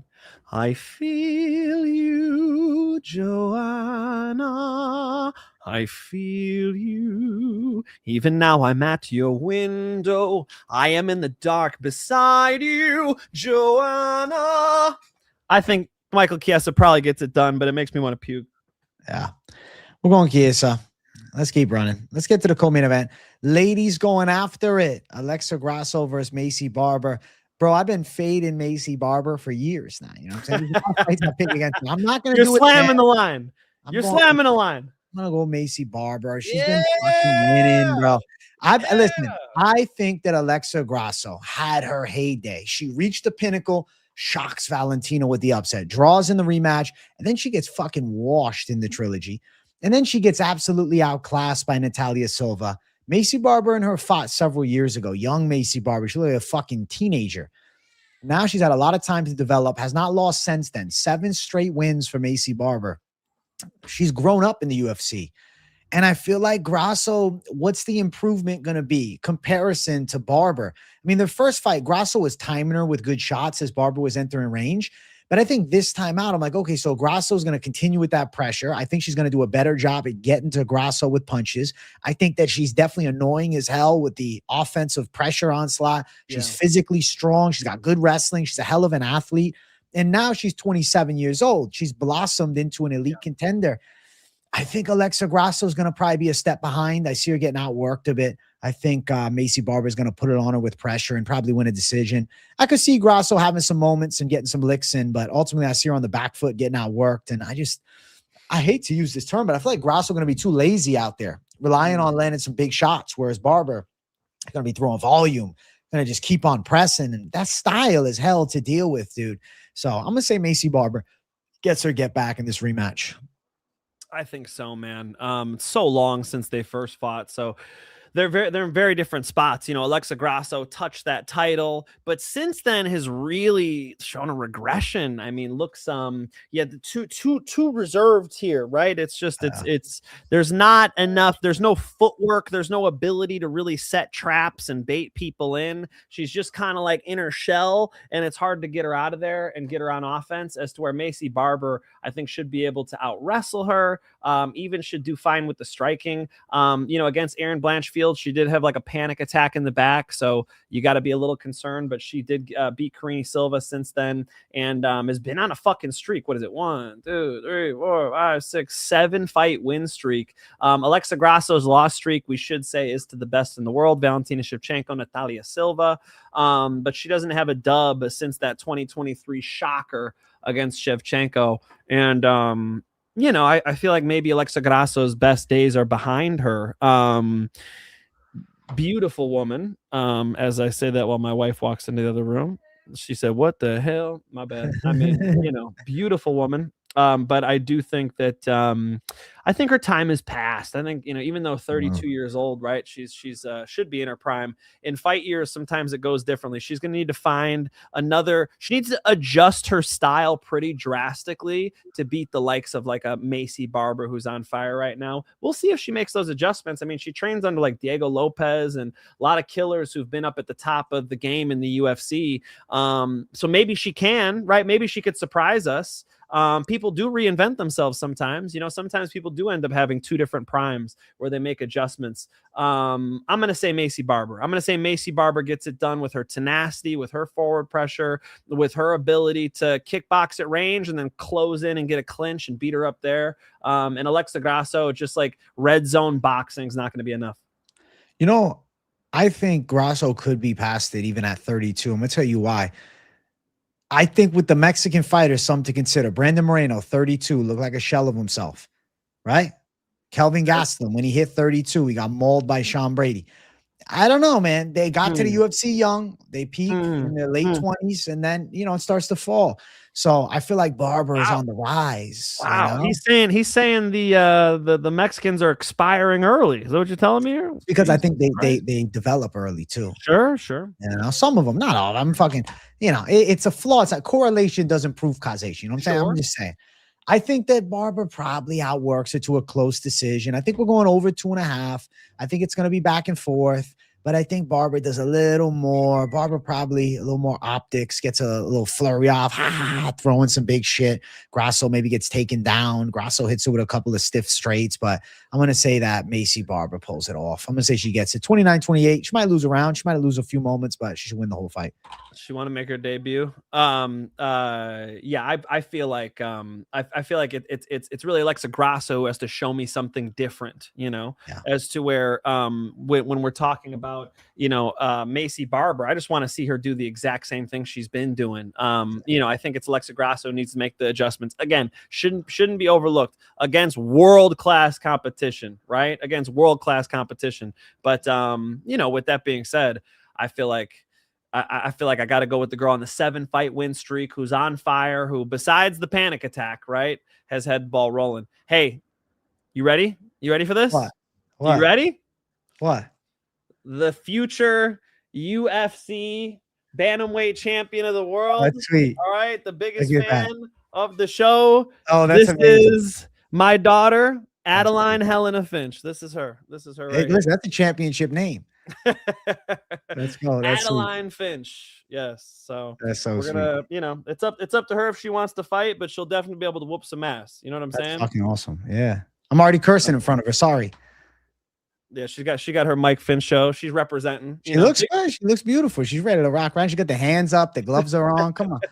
in the womb, she had the hands up. In the womb. Like the first ultrasound pictures we took, she had both hands up, ready to fucking. I shouldn't swear on my daughter. Ready to rock. Okay. She can't understand English right now. It's okay. Not yet. Although I do stare at, I go, daddy. We got to get the first word, right? So let's go. Ladies and gentlemen, fantastic. The future UFC champ, Adeline. Let's go. That's beautiful. Baby Finch gets a $19.99 from Rhett Robbins. Thank you, bro. Thank you, Rhett. Appreciate it. I'll get her another one of these onesies. All right. Maybe I'll get her. Amazing. She's actually already got boxing gloves. She's ready to rock, dude. Hell yeah. Ready to rock. So wait until you guys see how dangerous this little girl is. Okay. Let's go. W to Rhett Robbins. W to Baby Finch. Thanks for making your appearance, Adeline. Boom. Fantastic. Let's go. Boom. Hey, there can't be a roast on that one for Rhett Robbins, man. Baby Finch getting all the love. How am I supposed to roast? Hey, God. What am I going to say about Rhett Robbins? Bring his ass up. All right, let's bring him up. Rhett Robbins. Is that Yoda or is that he's got homeless Yoda out here with the donations? I think that fucking that bust ass Yoda outfit needs the $19.99 more than us. But thank you, Rhett Robbins. I do appreciate it. Thank you. WW. I don't know was that Oscar the Grouch? What the fuck was that? What is that? I don't know. Yeah, I still don't know to this day. I've seen Rhett Robbins in the chat for years. I've never asked about the profile pics, to be honest with you. I don't know. Let us know what we're looking at there, Rhett. Thank you. Odds for this fight, -160 for Maycee. Grasso +140. At the end of the day, I think Maycee gets it.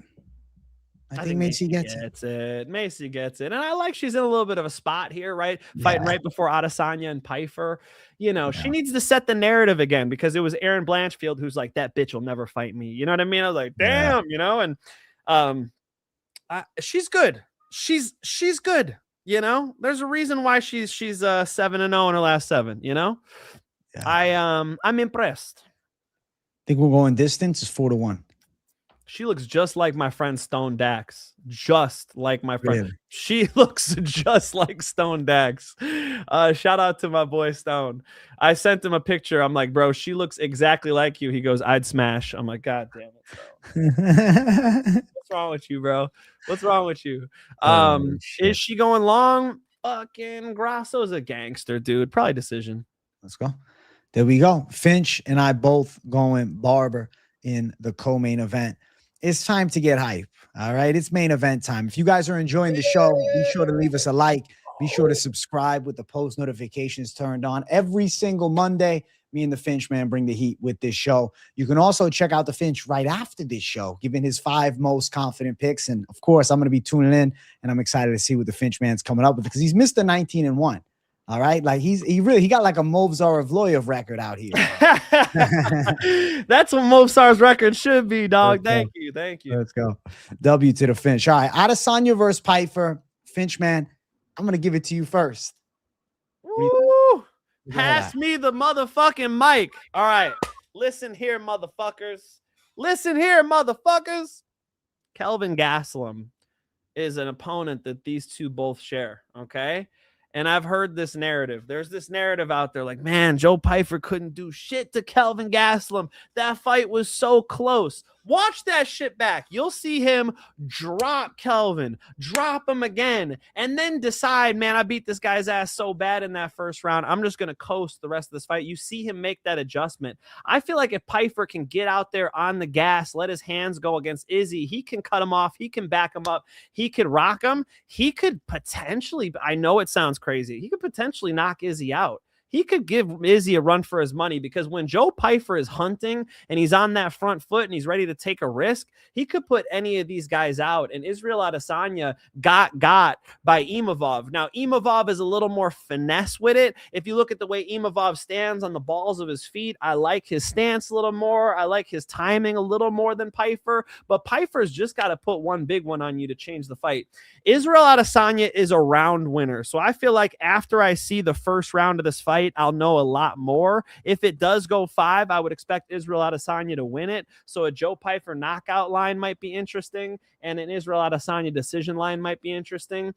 I'm going to lean Joe Pyfer. I'm going to lean with the guy who's got more consequence, who's approaching his prime instead of leaving his prime. But it should be said that Adesanya is pretty hard to get to, pretty finesse, better footwork than Joe Pyfer, and has a pathway to get to a decision. A really interesting fight here, and one that I think is still tough for Israel Adesanya. Like, in an ideal world for Izzy, you really do give him like a bounce back fight. You know, you really do give him one where he's a 4-1 favorite, to let him kind of get his feet wet again, because we saw him, we got to call a spade, give up against Dricus du Plessis. He gave his neck up. That's what I saw. That's what I got to say out loud.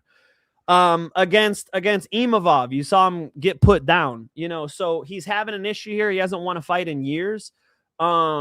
Let's see what he can do against a powerhouse of a striker. The reason why the UFC has to do it like this is because Israel Adesanya makes a lot of money when he fights. He's been the champ. He's defended the belt. So when he fights, he's got to make, you know, bands. So when they're going to pay him that much, they need an intriguing fight. So he literally has to have a fight like a Joe Pyfer. I don't think it's a good look for him. I feel like Joe Pyfer can get him out of there. Shit, Finchman going on the Pyfer side. I'm going with Adesanya. I'm going to believe in range management and the lateral movement. You know what I like about this fight? We're not at the apex, right? So I got a lot of space for Izzy. Pyfer has very good power. That red zone of Pyfer is fucking red hot. He's got massive hooks, nasty shots. My worry with Joe Pyfer is that he doesn't have the best setups into range. You know, he's closing the gap against Gastelum and Landon Bombs, but Gastelum has, you know, shorter arms, not really able to keep him at bay, doesn't have the same mobility he had when he fought Izzy. I feel like Adesanya with distance management is going to be a big factor here. And I think the man who dictates the distance will dictate this fight. I believe in the Adesanya straight punches to get there first, and my knock on Pyfer is the lacking of a jab. He has power in his fucking shots. And when he closes the gap, he absolutely can land thunderous power. But I feel like Adesanya is going to be precise with the precision straight shots. I think he's going to be chopping at that Pyfer lead leg to slow down that explosiveness. And I think Izzy recognizes Joe Pyfer early is a nightmare. Joe Pyfer in the first 2 rounds is one of the most dangerous guys in the middleweight division. But when you get him outside of there, we saw the 3rd round. You're right. He did make his mind up that he's going to just, win the decision against Gastelum and not take the risk. But I will also push back a little bit and say, I don't know if he has the gas later, if he's exploding early. So if it is a conservative Pyfer, I see him getting technically tuned up for a majority of this fight. Now, if it is all gas, no brakes early from Pyfer, if he's not able to get the big shot and he's getting tuned up with kicks to the legs and getting jabbed up and his nose is bleeding and he's losing the battle early, right? And he's whiffing on big shots, I see the gas tank bar dwindling. And then I think, I'll be honest with you, I think if Pyfer is crazy early and doesn't get to him, then I think Pyfer's live to get finished in the later rounds. Early against Jack Hermanson, first 2 rounds, he was able to back him up. He was able to touch him up. He won the first 2 rounds clearly. But the difference is I think in the later stage, Adesanya with 5-round experience, time and time again, I think he's going to be prepared for the Joe Pyfer early chaos. And I think he's going to be able to technically outwork him over the 5 rounds. Now, the element of this fight that's interesting is the grappling. Because Joe Pyfer is very strong physically. Yeah. And he has a nasty ground game. Really good. It factor of it is Adesanya historically, though, does have excellent takedown defense. And I feel as though in this fight, Pyfer may blitz forward into a takedown attempt and then cage work from Adesanya. I can see Izzy staying safe and fending that takedown off and getting back to work in the rhythm and range. I feel like low kicks from Adesanya are a factor. I think the jab from Izzy is a factor. But as Pyfer does sit on his punches and come on the inside, I could see the speed of Adesanya on one of those check left hooks landing, kind of like how years ago he hit Paulo Costa clean. And like with Rob Whittaker, I know we haven't seen a knockout from Izzy since, the Pereira fight, and it was a sick comeback. And I understand, other fights he was missed a decision, but I feel like Adesanya, if Pyfer's fatigue level starts setting in, is actually live to counter shot KO him. And I'm going to pick Adesanya for a potential later stage finish, but I can see a decision. I see him technically outworking the Joe Pyfer side. I look at Izzy's losses and I'm like, damn, bro, the best of the bunch, Strickland, Pereira, Duplessis, and Amavov, 4 elites. Joe Pyfer's signature win, right? The Joe Pyfer signature win for me is Abus Magomedov. Able to, take him down, out grapple him somewhat. He looked good in that fight. But Abus Magomedov to now, Izzy, I think Pyfer is going to be outstruck. So I really think Pyfer has to disrupt the Adesanya kickboxing rhythm with grappling. If he's unsuccessful on takedowns, which I'm not going to say it's high likelihood that he's hitting these takedowns, I do think he's getting outworked on the feet. I do think he's going to whiff on some shots. I think Adesanya is going to be too quick for him. And I'm going to say Izzy with the range is going to be able to get this one and pull a get back. Points. I think decision or later stage stoppage. Ooh, later stage stoppage. Pyfer you can get to. So actually, I do get that. Like Pyfer is not the hardest guy to hit in the division. The problem is he has the nuclear option. He's got a problem here. So I think Izzy's going to be on his bicycle. I think Izzy's going to try to be his finesse. And what he should be trying to do is like kind of Carlos Olberg, get on the balls of his feet, get real quick in there and just try to get quick to the target and get right back out at range. There's a clear pathway for Izzy. I see what you're seeing. I would just say that Joe Pyfer, I think I liked what you put your finger on, the grappling, him having that threat of being able to take Izzy down, getting Izzy to defend those takedowns on the fence could open up some opportunities to punch him in the face, actually. Joe Pyfer beat Gerald Mearshart in grappling. He's competed in grappling at a pretty high level and looks good doing it. So very physically strong guy, a complete, well-rounded game. And seeing that aspect to the game could completely change everything. He scores a takedown on Izzy, and this all gets, jumbled up. Remember, Izzy had a really close fight with Jan Blachowicz. I mean, Izzy's had some problems with like big, powerful dudes who are stronger than him out grappling him. And he's also shown us some good takedown defense, to be fair. But, Dricus du Plessis was able to get him down, and you guys could see from the Hamzat fight, Dricus du Plessis is not the best wrestler in the world. It's the physicality, it's the strength, and Joe Pyfer has some of that shit. So if Joe Pyfer could start getting on top of him, this thing's going downhill quick. Joe Pyfer is a heavy puncher. There is a speed difference here, and there's a finesse difference here. Joe Pyfer has trouble relaxing, Joe Pyfer has trouble just throwing like a finesse snap jab. He doesn't have that pop jab. He doesn't really have that whip as to where Adesanya does. Adesanya can score points on him, can chop his legs up better. I'm seeing a round winner versus a guy who's going to give him, potentially a big punch to the face. So, Pyfer KO or Adesanya decision. That's how I'm reading this thing. I'm gonna go against the inactive and a guy who hasn't had a dominating performance since 2022 against Jared Cannonier. Even his last win against Poatan, it's Poatan, okay, who's achieved some type of fucking god status in MMA. So take it with a grain of salt, but was getting his ass beat by Poatan before that knockout. So is he starting off bad here against Joe Pyfer, starting to lose against Joe Pyfer? I think it could go down quick. I think Joe Pyfer could potentially put him out. The way he was dropping Kelvin Gastelum, you're right. Kelvin Gastelum, short, big ass head, Izzy's harder to hit. But if he could put a shot like that on Izzy, I feel like he can potentially get him out of there. I am seeing a potential for Joe Pyfer KO. I'm going to trust my gut on it, AJ. Respect, Finch. RFA, thank you for $27.99. Izzy for the W. Pyfer not fighting a wash refrigerator this time around. Fair enough. I mean, fair enough. If you believe in 36-year-old Israel Adesanya, maybe he's game. Maybe he's game. 36 isn't that old at middleweight. No. Nah, you could be good at 36. But I gotta see it. So far I'm seeing him in tough matchups. I mean, AJ put his finger on it, right? Fucking incredible caliber of guys, Imavov included. I think Imavov is better than Joe Pyfer, but I do think Joe Pyfer's still up there, dude. That's a tough one to come. But when you're on a little losing streak, wouldn't you like a little bit of a, an exhale? Can we get a Brad Tavares in there with Israel Adesanya? No, they can't. They got to give him Joe Pyfer, and I think it might be a problem. Respect. Finchman and I on the opposite ends. If you're looking at the odds, Adesanya is a -130 favorite. Joe Pyfer sitting at +110 as the underdog. I'm going to favor the side of Izzy. Finchman going Pyfer. If you are on Pyfer, if you get Pyfer in round 1 or 2, you got like +300 or more on the line. Pyfer by KO +240. Adesanya on the card sits at +170, and then Adesanya TKO KO +325. I'm liking Izzy just money line at -130, believing in the length. But, the worry is the chin for Adesanya. Is it gone? At 36, taking some L's, is the confidence there.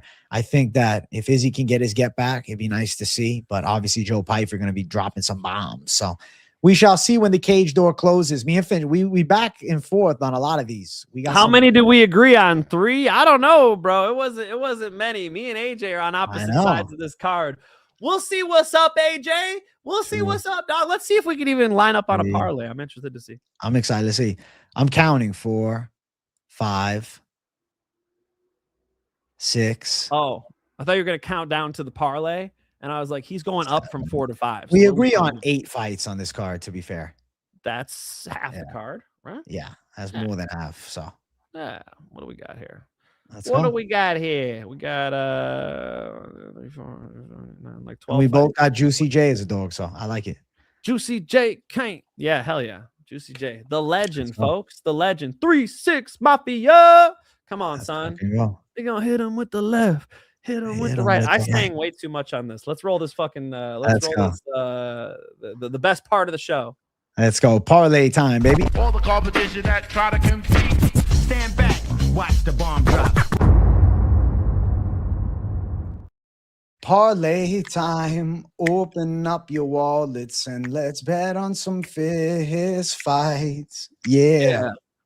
Parlay time. I tried to do it in Juicy J's cadence, but it wasn't going to happen tonight. Yeah, look, AJ and I disagree on a few of these motherfucking plays, but I bet you we're lining up on some of my most confident, and I'll drop one right fucking now. An obvious one. It's too obvious. It's got to go in a parlay. Navajo Stirling over Bruno Lopes. I think Navajo Stirling should be able to outstrike him, defend the takedowns, and AJ even thinks get him out of there. Navajo Stirling looks like, potential lock territory. 6-1. He's a big favorite. You have to parlay him. I'm going to throw him in with Ignacio Bahamondes. He's sitting around -170, -180 for that 2-leg. I think the likelihood of the chalky 2-legger hits, man. It feels like a lock to me. I like both to win. And yeah, I feel solid about that lineup right there. Let's fucking go. Let's fucking Let's go. go. Yeah, I think we lined up on some key ones. Okay. Yeah. And the odds aren't crazy. I like a lot of close odds on this card. So, you know, that's nice. We're on some dogs. Let's fucking eat, AJ. Let's go. W to the Finch. W to the people. We hope you guys enjoy. Thank you. This Love the banging people. episode. Yeah, man. We're having a blast. Finchman is getting ready to do his show. I'm actually going to get the link for it. He's dropping his We're 5. on fire. On fire. It's like Hades, motherfucker. We're on fire over here. 19-1 in the last 20, most confident. Don't fuck around. I'll see you over there in a few minutes. W to the Finchmeister. He's about to go live and drop a motherfucking hammer down with his 5 most confident picks. I'm excited to hear from him. People, we hope you enjoyed. Be sure to hit the likes and subscribe it up. If you're new, keep on locking in. I'll be live tomorrow multiple times throughout the day, maybe a news video too. So keep your eyes on the channel. And Finchman's going to be live here in like 10 minutes. So go check him out. Linked up in the live chat. Give him a watch. We love you guys. And we'll talk to you all soon. W's, people. Bye-bye. And shout out to the replay gang as well. We always see you guys. We appreciate it. Thanks for watching, everybody, and good night.